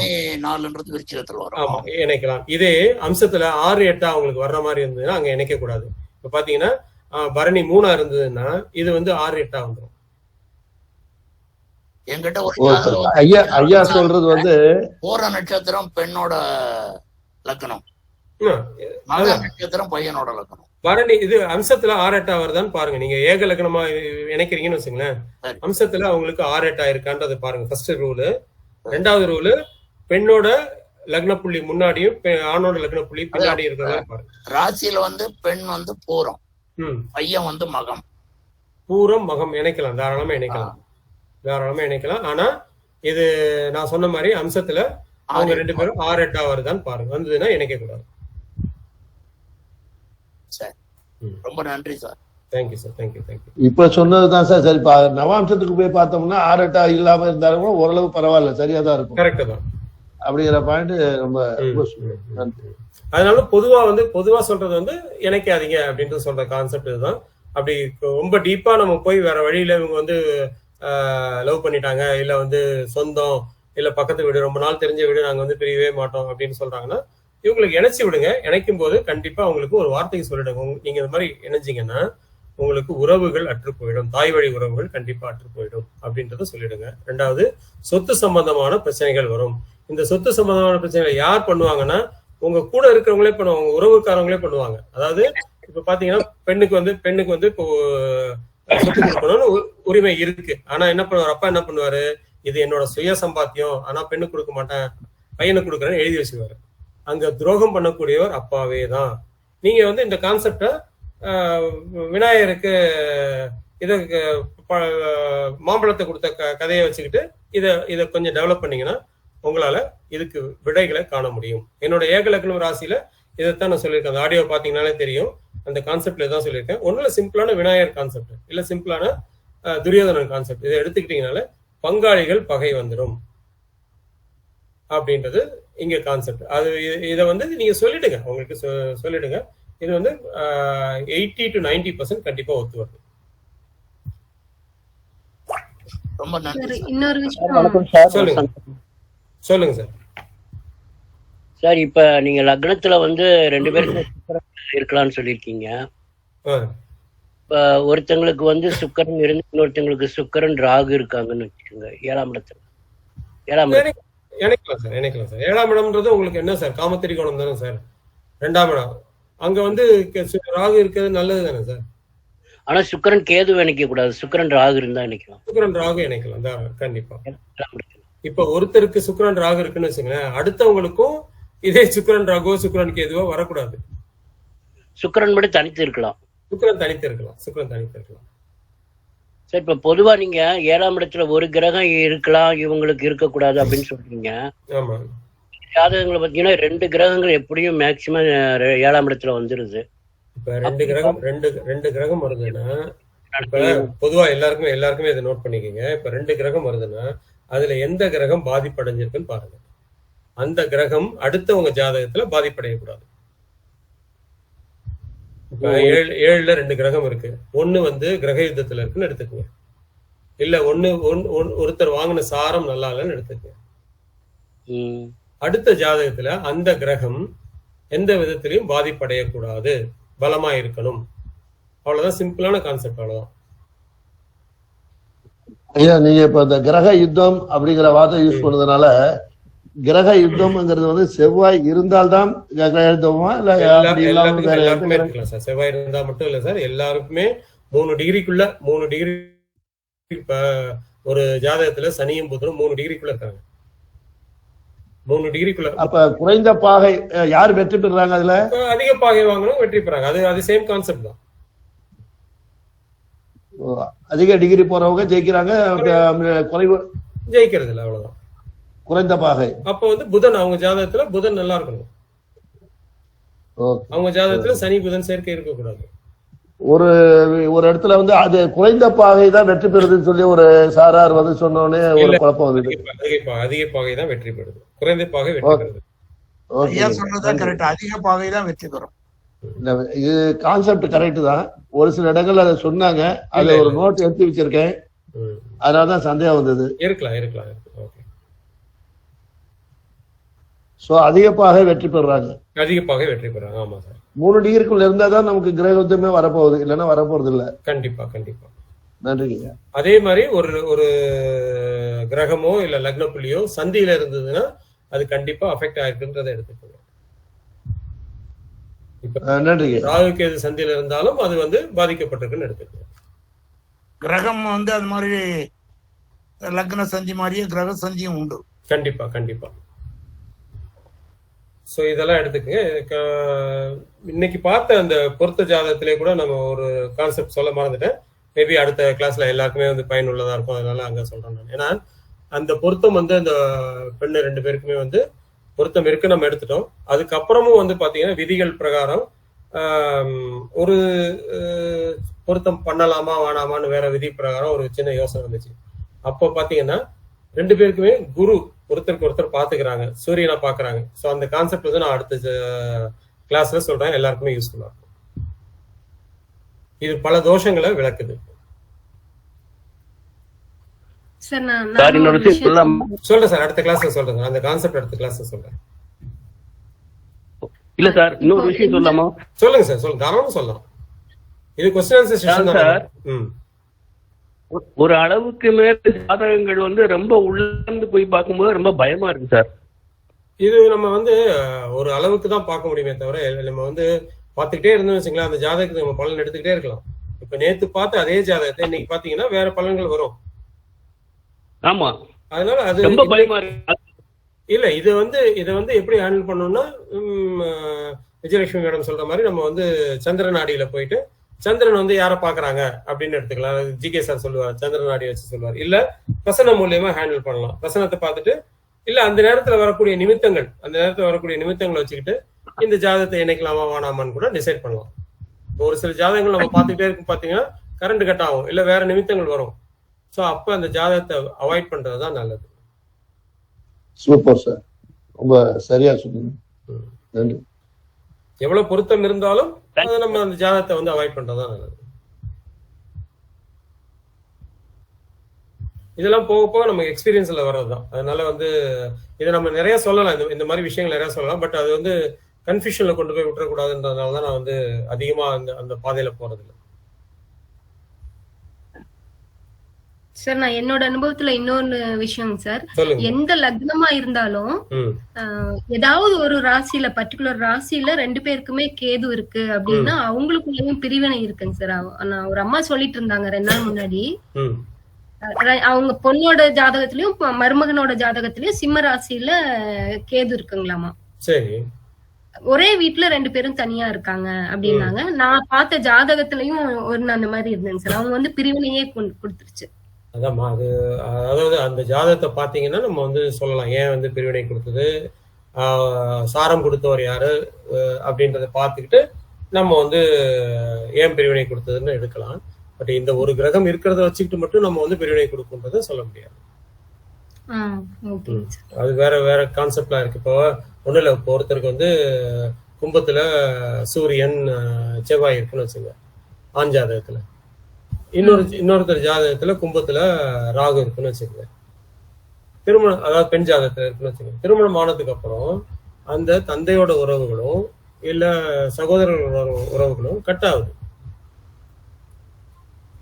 சோ இந்த மாதிரி நம்ம வந்து திருமண பொருத்தத்துல இரு ஜாதக கூட்டு விளைவு நம்ம ஜிகே சொல்லியிருப்பாரு, ஜிகே சொன்னதை அந்த கான்செப்ட்லயும் நம்ம எடுத்துக்கிட்டு போகலாம். சரிங்க சார். அது இதெல்லாம் நம்ம அடுத்த லெவல்ல பார்க்கும்போது இதெல்லாம் நம்ம பார்க்கலாம். பட் இப்போதைக்கு நம்ம வந்து இந்த பொருத்தங்களை பார்த்துட்டீங்கன்னா இது 10 நிமிஷத்துல பார்க்கக்கூடிய பொருத்தங்கள். இதுக்கு அடுத்து நம்ம பார்க்கக்கூடிய பொருத்தங்கள் இன்னும் வந்து டீப்பா போயிட்டு இந்த இருஜாத கூட்டு விளைவுகளை வச்சுட்டு இவங்க திருமணம் இப்ப யோகி முருகன் ஐயா சொன்ன மாதிரி திருமணம் ஆனதுக்கு அப்புறம் 9ஆம் இடத்துல வந்து ஆட்சி பெற்ற குழு இருக்காரு, அது வந்து நல்லது செய்யும் நம்ம நினைச்சிட்டு இருந்தோம். இவர் சொல்ற பிரகாரம் பாத்தீங்கன்னா இங்க அனுபவ தோஷம் வருது. ஸோ அந்த தோஷத்தை எப்படி அவாய்ட் பண்ணுறது, இதை வந்து அடுத்த லெவல்ல நம்ம பார்க்கக்கூடிய விஷயங்கள். சரிங்க சார். அது என்ன ஞாயிற்றுக்கிழமை மட்டும் தான் சார் இந்த கிளாஸ்? ஆமா சார், ஞாயிற்றுக்கிழமை மட்டும் தான். ஆல்டர்னேட் ஞாயிற்றுக்கிழமை தான் வைக்கிறேன். பட் பாக்குறேன் அடுத்த ஞாயிற்றுக்கிழமை வைக்க முடியுமான்னு பாக்குறேன். நன்றி. இந்த வகுப்பு முடிச்சுட்டு இதே வகுப்பை ஒரு பெய்டு கிளாஸா போட்டு கொஞ்சம் கட் ஷார்ட்டா எடுக்கலாம் அப்படின்னு ஒரு கான்செப்ட் யோசிச்சுட்டு இருக்கேன். அதிகமா பணம் இல்லை, ஜஸ்ட் ஒரு 300 rupees வச்சுட்டு ஒரு 5 கிளாஸ் 4 கிளாஸ் இல்லை 5 கிளாஸ்ல ஷார்ட்டா லக்னம் ராசி அப்படின்ற மாதிரி எடுக்கலாமான்னு ஒரு எண்ணத்துல இருக்கேன். இந்த கிளாஸ் முடிச்சுட்டு நான் சொல்றேன். அதுல வந்து கண்டிப்பா PDF உண்டு, தனியா அந்த ஆடியோ வீடியோக்குள்ள பொது வழியில ஷேர் பண்ண போறதுல உங்களுக்கு மட்டும் ஷேர் பண்ற மாதிரி பண்ணிக்கலாம். இது வந்து அடுத்த கான்செப்ட். அதுக்கு அடுத்தது வந்து ஃப்ரீ கிளாஸ்ல நட்சத்திரம் போடலாமா இல்ல வந்து 5ஆம் பாவம் எடுக்கலாமான்றது யோசிச்சிருக்கேன். பட் அதுக்கு வந்து நான் டைம் இருக்குன்னு ஒரு 1.5 மாசம் கழிச்சு தான் பண்ணலாமான் இருக்கேன். ஸோ அது ஃப்ரீ கிளாஸ் தான் வரப்போகுது. அது ஒரு கிளாஸா போடுறதா, நட்சத்திரம் வந்து 77 நட்சத்திரத்தையும் சின்ன சின்ன பாயிண்ட் கொடுத்து ஒரே கிளாஸா போடுறதா, இல்ல ஒரு நட்சத்திரத்தை மட்டும் எடுத்துட்டு 2 கிளாஸா, ஒரு கிளாஸாவோ 2 கிளாஸாவோ எடுத்து பண்ணலாமா அப்படின்ற மாதிரி யோசிச்சுட்டு இருக்கேன். பட் அதுக்கு நம்ம வித்தியாசமா சொல்லணும். ஒருத்தருக்கு ஏற்கனவே சொன்ன மாதிரியே நம்ம சொல்ற மாதிரி இருந்துன்னு வச்சுங்களேன், மேஷம்னா குதிரை இல்லை மேஷம்னா வந்து அப்படின்னு சொல்றதை விட அடுத்து வித்தியாசமா என்ன சொல்லலாம் அப்படின்னு பார்த்துட்டு இருக்கேன். அந்த மாதிரி கான்செப்ட் கிடைச்சதுன்னா கண்டிப்பா வந்து நான் எடுக்கலாம். இன்னொரு ஃப்ரீ வகுப்பு நட்சத்திரத்தை வச்சோ இல்லை வந்து 5ஆம் அதிபதி வச்சோ வேற என்ன கான்செப்ட் யோசிச்சுட்டு இருக்கேன்.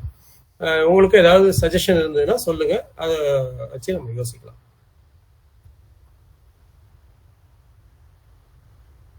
தசாபுத்தி பலன்கள் எடுக்கலாம் சார். தசாபுத்தி பலன்கள் எடுக்கலாம். பட் அதுல வந்து வித்தியாசமா சொல்ல முடியாது சார். இப்ப ஏற்கனவே எல்லாரும் சொன்னதுதான் நம்ம சொல்ல போறோம். இப்ப நம்ம ஏற்கனவே 1008 வீடியோஸ் இருக்கு. நம்ம தசாபுத்தி பலன்கள் நிறைய பேர் கொடுத்திருக்காங்க. நம்ம வித்தியாசமா சொல்லலாம். அதுக்கு ஜாதகத்தை போட்டு அதனுடைய தசாபுக்தி அதுக்கு தகுந்த மாதிரி ஆய்வு தாராளமா சொல்லலாம். ஒரு ஜாதகத்தை போட்டு பலன் பாக்குறது எப்படி, தசாபுத்தி பாக்குறது எப்படி, அந்த மாதிரி பார்க்கலாம். அந்த மாதிரி பார்க்கலாம். இப்ப அவங்க சொல்றதெல்லாம் ஜெனரல் கான்செப்ட் தான் சொல்லிட்டு இருக்காங்க. கண்டிப்பா ஒரு ஜாதகத்தையே போட்டு இந்த தசாபுக்தி, தசாநாதன் எங்க இருக்காரு, புத்திநாதன் எங்க இருக்காரு, இது எந்த பாவம், அதற்கு பலன் என்ன கிடைக்கும் அல்லது கிடைக்காது அப்படின்றது எடுக்கலாம் சார். கண்டிப்பா பண்ணலாம் சார். நீங்க திருமண பொருத்தத்தையே விரிவா இருக்கலாம் சார். சிறப்பா இருக்கு சார். நீங்க நல்லா சொல்றீங்க, இன்டெப்தா சொல்லுங்க. அதே விரிவா பலவாருக்கும் சொல்லலாம் சார். இல்ல திருமண பொருத்தத்தை இன்டெப்தா போலான்னா இப்ப நம்ம சொன்ன கான்செப்ட்ல எத்தனை பேர் ஜாதகம் பாக்குறாங்கன்னு தெரிஞ்சாதான் நம்ம பண்ண முடியும். இப்ப வகுப்புக்கு வந்து பாத்தீங்கன்னா ஃபர்ஸ்ட் வகுப்புக்கு 70 பேர் கிட்டத்தட்ட வந்தாங்க. அது அப்படியே குறைஞ்சிருச்சு. இந்த நம்ம சொன்ன கான்செப்ட்லயே அவங்க திருமண பொருத்தம் பார்க்கல அப்படின்னும் போது நம்ம அடுத்த லெவலுக்கு எப்படி போறது? நான் அதுக்குதான் ஒரு 10 பேரோ 15 பேரோ வந்து ஜாதகத்தை கொடுங்க, நான் வந்து பார்க்கலாம். ஸோ அவங்களுக்கு நம்ம வந்து எக்ஸ்ட்ரா சொல்லி கொடுக்கலாம், எக்ஸ்ட்ரா போகலாம். பட் இதுவே இந்த கான்செப்டே இல்லை அப்படின்னும் போது நான் அடுத்த கான்செப்டுக்கு இப்போ இந்த கான்செப்ட்ல பாத்தீங்கன்னா நிறைய இருக்கு, நமக்கு நிறைய விஷயங்கள்ல பண்ணிக்கலாம். பட் இந்த திருமண பொருத்தத்துல நம்ம சொல்லிக் கொடுத்த இந்த கான்செப்ட்ல ஒரு 10 பேராவது பார்க்க ஆரம்பிச்சிட்டாங்கன்னா கண்டிப்பா அடுத்த ஹையர் கிளாஸ் போட்டு, அதுவும் ஃப்ரீ கிளாஸ் தான், நான் வந்து காசு இல்லை, ஃப்ரீ கிளாஸாவே போட்டு கண்டிப்பா எடுக்கலாம். ஹையர் கிளாஸ் எடுக்கலாம். இன்னும் விதிகள் நிறையவே சொல்லலாம். பட் இதுல இந்த கான்செப்ட்ல நிறைய பேர் பாத்துக்க ஆரம்பிச்சதுக்கு அப்புறம் எப்படி இன்னும் ஒரு 6 மாசத்துக்குள்ள அட்லீஸ்ட் இதுல வந்து ஒரு 10 பேர் இல்ல 15 பேராவது நான் ரெடி பண்ணிட்டு அதுக்கப்புறம் ஹையர் கிளாஸ் கண்டிப்பா போடுறேன். இதுல சில வீடியோக்கள் பார்க்காதனால டிஸ்கண்டினியூஷன் கிடைச்சிருச்சு. அது அந்த யூடியூப்ல போய் பார்த்துட்டு பாத்துங்க சார். அப்புறம் ஹையர் போனா ரொம்ப சூப்பரா இருக்குங்க. கண்டிப்பா சார், கண்டிப்பா ரொம்ப சூப்பர். நன்றி சார். சொல்லுங்கம்மா. இப்போ நம்ம இவ்வளவு விதிகள் பாக்குறோம் இல்லைங்க சார், அதுல தசா புத்தி முட்டக்கூடாது, 2 பேருக்கும் இடிக்க கூடாதுன்னு சொல்லுவாங்களே. ஒரே எந்தெந்த கிரகங்கள்லாம் தசா சந்திக்கு வருது, அப்படி வந்தா என்ன விளைவுங்க சார்? ஒண்ணு இல்ல, தசா சந்தி வந்ததுன்னா இப்போ 2 பேருக்குமே வந்து தசா சந்தி வருது. தசா சந்தி வர்ற நேரத்துல 2 பேருக்குமே 6, 8, 12, 6, 1, 6, 10 தசைகள் நடக்க போகுது அப்படின்னா அது வந்து உங்களுக்கு பிரிவினையே கொடுத்துரும். அந்த தசா சந்தி வந்து 6, 8 இல்ல அப்படின்னா 6, 8, 10 இல்லைன்னா பிரிவினை இருக்காதுங்களா? பிரிவினை இருக்காது. தசாபுத்தி பிரச்சனைகள் இருக்குமே தவிர பிரிவினைகள் இருக்காது. அந்த தசா சந்தி வர்ற நேரத்துல இவங்களுக்கு 1, 6, 10 தசைகள் நடக்கக்கூடாது, தசையோ புத்தியோ நடக்கக்கூடாது. நடந்ததுன்னா பிரிவினை கொடுத்துரும். 2 பேருக்குமே பாத்தீங்கன்னா 1, 6, 10 தசைகள் நடக்குது, தசா சந்தி அங்க வருதுன்னா 2 பேருக்குமே 1, 6, 10 தான் இண்டிகேட் பண்ணுது. 1, 6, 10ன்றது என்ன? 2க்கு 12, 1, 7க்கு 12, 6, 11க்கு 12, 10. அங்க பிரிவினை கொடுத்துட்டு போயிடும். 2 பேருக்குமே 1, 6, 10 வரக்கூடாது. 2 பேருக்குமே 1, 6, 10 தசா ஒரு ஆளுக்கு வரலாம், வரக்கூடாது. 2 பேருக்குமே 1, 6, 10 தசை வரக்கூடாது. 2 பேருக்குமே தசாநாதனும் புத்திநாதனும் அம்சத்திலேயோ இல்ல ராசியிலேயோ 6, 8 இருந்து தசா நடத்தக்கூடாது, புத்தி நடத்தக்கூடாது. இது அப்ப அந்த 1, 6, 10 தான் இல்லைங்களா? சனி ஒருத்தருக்கு சனி திசை, இன்னொருத்தருக்கு ராகு திசைனா தசா சந்திப்பு அப்படிங்கிறாங்க, அதெல்லாம் இல்லைங்களா? எல்லாமே தசா சந்திப்புன்னு வரும்போது இதெல்லாம் கண்டிப்பா பார்க்கணும். தசா சந்தி இருக்குன்னு வச்சுக்கோங்க. ஏன் தசா சந்தி பாக்குறாங்க? இப்போ ஒண்ணு இல்ல, ஒருத்தருக்கு 7.5 சனி நடக்குது. 7.5 சனி நடக்கும்போது 2 பேருக்குமே அது 7.5 தசா சந்தி வந்ததுன்னா 2 பேருக்குமே 7.5 சனி நடக்கும் இல்லையா? 7.5 சனி நடக்கும்போது 2 பேருக்குமே பாதிப்பை கொடுக்குமா? இப்ப 8ஆம் அதிபதி தசா நடக்குது, 2 பேருக்குமே 8ஆம் அதிபதி தசா நடக்குது, தசா சந்தியில இருக்கு. தசா சந்தியில இருக்கும்போது 8ஆம் அதிபதி தசை வரும்போது என்ன ஆகும்? ஆக்சிடென்ட் நடக்குமா? பிரிவினை கொடுக்குமா? கோர்ட் வழக்கு வருமா? போலீஸ் ஸ்டேஷன் போவீங்களா? தசா சந்தின்னு சொன்னாலே பக்கத்து திசை தான் வந்து ஒண்ணு சேரும். எந்த திசையா இருந்தாலும் இந்த திசை முடியறதுக்குள்ள அந்த திசை வந்துடும். தசா சந்தி நடக்கும்போது ரெண்டு பேருக்குமே தசா சந்தினா ஒருத்தருக்கு முடிகிற பீரியடு, இன்னொருத்தருக்கு ஆரம்ப பீரியடு. அப்படி வரும்போது ரெண்டு பேருக்குமே அது 8ஆம் அதிபதி ஆயிடுதுன்னு வச்சுக்கோங்க. இல்ல ஒருத்தருக்கு 8ஆம் அதிபதி, இன்னொருத்தருக்கு 6ஆம் அதிபதினு வச்சுக்கோங்க. இல்ல ஒருத்தருக்கு வந்து 8ல அந்த கிரகம் இருக்கு, இன்னொருத்தருக்கு 6ல அந்த கிரகம் இருக்குன்னு வச்சுக்கோங்க. இந்த தசா சந்தி என்ன பண்ணும்? பிரச்சனையை தானே கொடுக்கும். ஐயா தசா சந்தினா ஐயா தசா சந்தினா ஒரு தசை முடியும் போது தசை ஆரம்பிக்கணுமா? இல்ல தசா சந்தினா இப்ப ஒருத்தருக்கு சனி தசை நடக்குன்னு வச்சுங்க. அவருக்கு அந்த தசை முடியறதுக்கு முன்னாடியே இன்னொருத்தருக்கு சனி தசை ஆரம்பிச்சிருது. இல்ல இன்னொருத்தருக்கு சனி தசை நடந்திருக்கு, இவருக்கும் சனி தசை நடக்குது. அடுத்த 5 வருஷத்துக்கு 2 பேருக்குமே சனி தசையே நடக்க போகுது. இதுதான் தசா சந்தி. அடுத்த ஒரு தசை நடக்கும்போது அடுத்தவருக்கு அடுத்த 2 வருஷத்துக்கு அந்த தசைகள் வரக்கூடாது. இதுதான் வந்து கான்செப்ட். குறைந்தபட்சம் 3 வருட இடைவெளி இருக்கணும். குறைந்தபட்சம் 2 வருஷத்துல 3 வருஷம் இடைவெளி இருக்கணும்.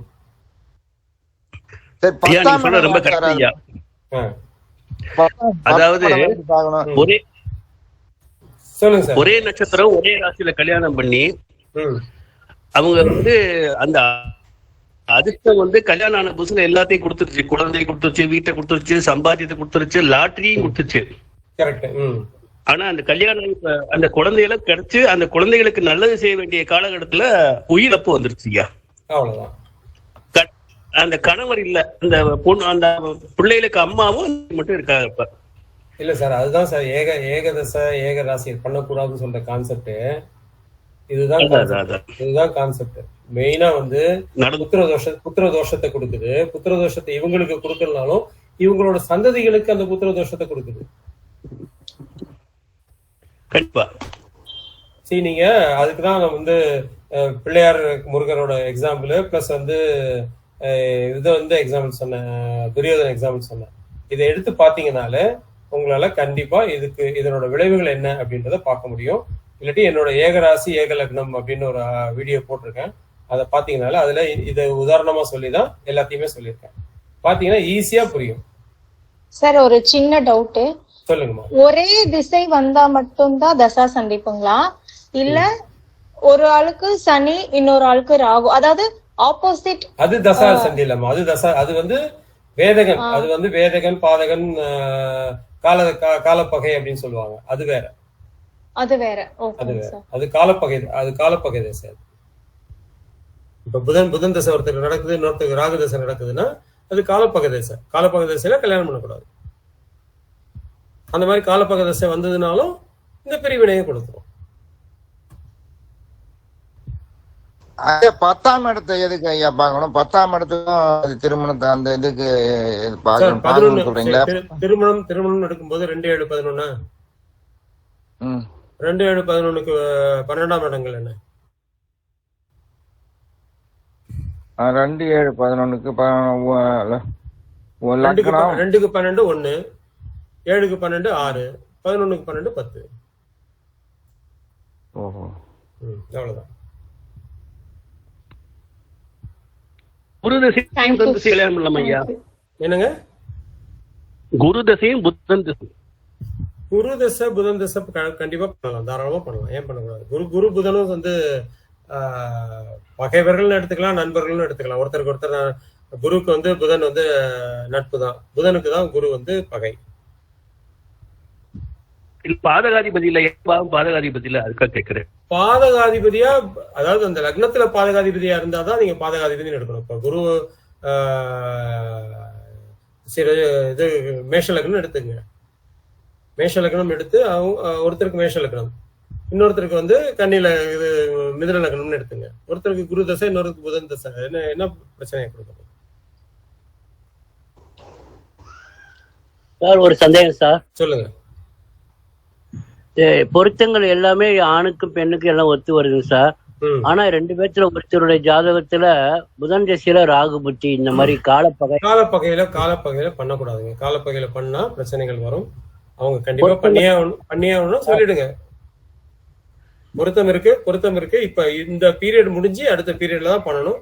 அதுக்கு முன்னாடி பண்ணீங்கன்னா பிரச்சனைகள் வர்றதுக்கு வாய்ப்புகள் இருக்கு. நீங்க ஒத்து போக நீங்க வந்து சம்மதமா இருப்பீங்கன்னா பண்ணிக்கங்க.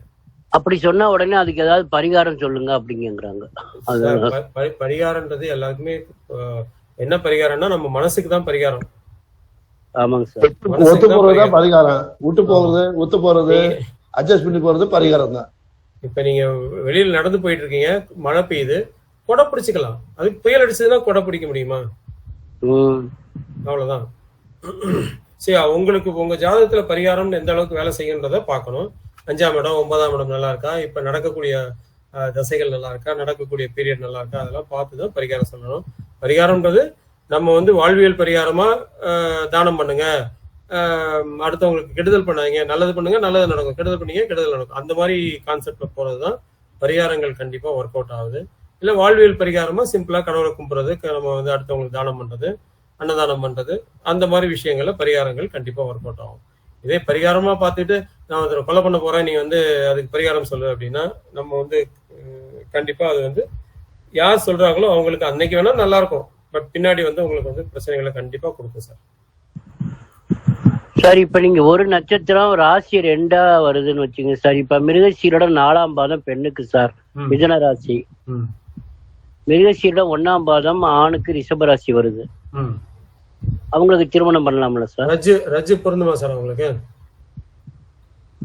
சில 5 நட்சத்திரங்கள் வந்து ஏகரத்து இருந்தாலும் பஞ்சாங்கத்துல விதிவிலக்குன்னு கொடுத்திருக்குல்ல சார். உங்களுக்கு ரஜ்ஜு இருக்கான்னு பாருங்க. ரஜ்ஜு இல்லைன்னா என்ன பண்ணணும் சொல்லுங்க. நீங்க வந்து ஒரே ரஜா வருமா? ஆமா, ஒரே ரஜா வரும். ஒரே ரஜா வரும். ஒரே ரஜா வரும்போது நம்ம வந்து ரிஷப லக்னம் இது வரும்போது பாத்தீங்கன்னா சிரசு லக்னம் வந்து சிரசு லக்னம் வரும். அவங்களுக்கு 8ஆம் இடம் நல்லா இருக்கா, செவ்வாய் நல்லா இருக்காரா அப்படின்றத 2 பேருக்குமே பார்க்கணும். 2 பேருக்குமே செவ்வாய் கெட்டு இருந்து 8ஆம் இடம் கெட்டு இருந்ததுன்னா அது வந்து பிரச்சனையை கொடுக்கும். ரஜ்ஜு பொருத்தம் இல்லாத கண்டிப்பா சேர்க்கலாம். ரஜ்ஜு பொருத்தம் இருக்கணும்னு அவசியம் இல்லை. ஆனா ரஜ்ஜு பொருத்தம் இல்லாத இடத்துல என்ன பண்ணணும்னா அந்த அதிபதி நல்லா இருக்காரான்னு பார்ப்ப. ரஜ்ஜு பொருத்தம் நம்ம எதுக்கு எடுத்துக்கிறோம்? தாலி பொருத்தம் எடுத்துக்கிறோம், இல்ல வந்து கழுத்து பொருத்தம் எடுத்துக்கிறோம். சோ இங்க ரஜ்ஜு பொருத்தம் 8ஆம் அதிபதி நல்லா இருக்கணும். 8ஆம் அதிபதி தான் உங்களுக்கு உயிர் பயத்தை கொடுக்கறது, தாலி பயத்தை கொடுக்கறது. சோ அந்த 8ஆம் இடம் நல்லா இருக்கணும், 8ஆம் அதிபதி நல்லா இருக்கணும், லக்னாதிபதி நல்லா இருக்கணும். இந்த 3 நல்லா இருந்ததுன்னா ரஜ்ஜு பொருத்தத்தை பத்தி கவலைப்பட வேண்டியது இல்லை. 8ஆம் அதிபதி லக்னம், 8ஆம் அதிபதி 8ஆம் இடம் லக்னம் 3 நல்லா இருந்தா போதும், ரஜ்ஜு தேவையில்லைங்களா? ரஜ்ஜு இல்லைனாலும் பண்ணலாம். அப்ப யோனி பொறுத்ததுக்கு அந்த மாதிரி ஏதாவது விலக்கு இருக்கா, விதி விலக்கு? யோனி பொருத்தத்துக்கு எந்த யோனிக்கு நம்ம விதி விலக்குன்றதை பார்க்கணும். பகை யோனிகள் சேர்க்க கூடாதுன்னு நம்ம யோனி பொருத்தம்ன்றது எதுக்காக நம்ம யோனி பொருத்தம் பாக்குறோம்? குழந்தை பிறப்புக்கு பாக்குறோம் இல்லையா? ஆமா. அந்த குழந்தை பிறப்புக்கு குரு நல்லா இருக்காரா, 5ஆம் அதிபதி நல்லா இருக்காரான்னு பாருங்க. எப்படி இருந்தாலும் பகை யோனிகள் சேர்க்க கூடாது இல்லையா? பகையோனி சேர்க்க கூடாதா? பகையோனி வந்து அந்த ஒரு கான்செப்ட் மட்டும் வச்சுட்டு நம்ம வந்து பெரியவனை இது சேர்க்க கூடாதுன்னு ஜாதகத்தை தூக்கி போட முடியாது இல்லையா? மொத்த எல்லாமே பொருந்தி வருது, இங்க யோனி பொருத்தம் மட்டும் இல்ல. சோ யோனி பொருத்தம் இல்ல, பகையோனி ஆயிருக்குன்னு சொல்லிட்டு இந்த பகையோனினால இந்தந்த பிரச்சனைகள் வரும். ஏன்னா நம்ம பிரச்சனையை முன்னாடியே சொல்லிட்டோம்னா அவங்க அனுசரிச்சு போறதுக்கு சரியா இருக்கும். பிரச்சனைகள் நீங்க சொல்லலைன்னா இவங்களுக்கு வந்து இதுதான் பிரச்சனைன்னு தெரியாம இவங்க 2 பேரும் சண்டை போட்டுட்டு இருப்பாங்க, பிரிவினைகள் வரும். ஏற்கனவே நம்ம வந்து பிரச்சனை இதனால உங்களுக்கு தாம்பத்திய உறவுகள்ல பிரச்சனை வரும், நீங்க அனுசரிச்சு போங்க.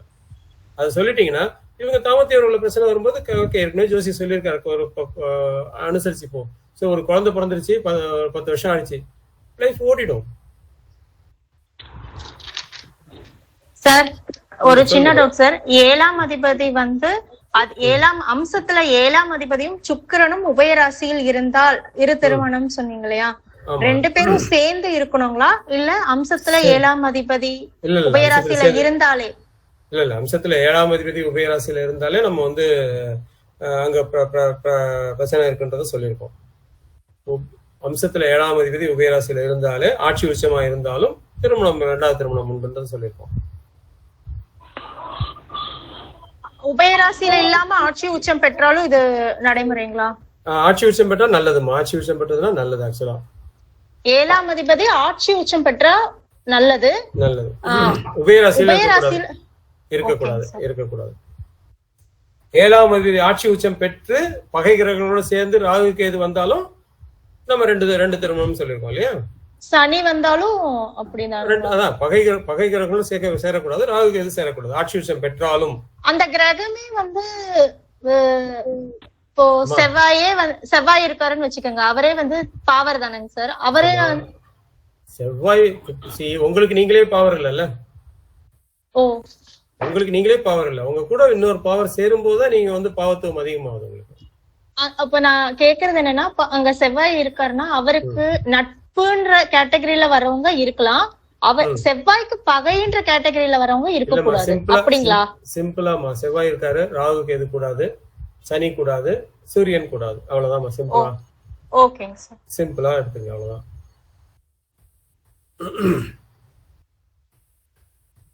செவ்வாய்க்கு சூரியன் நட்பு தானுங்க ஐயா. என்னங்க? செவ்வாய்க்கு சூரியன் நட்பு தானே. செவ்வாய்க்கு சூரியன் நட்பு தான். செவ்வாய்க்கு சூரியன் நட்பா இருந்தாலும் 7ஆம் இடம், 8ஆம் இடம், 2ஆம் இடம் பாதிப்பு.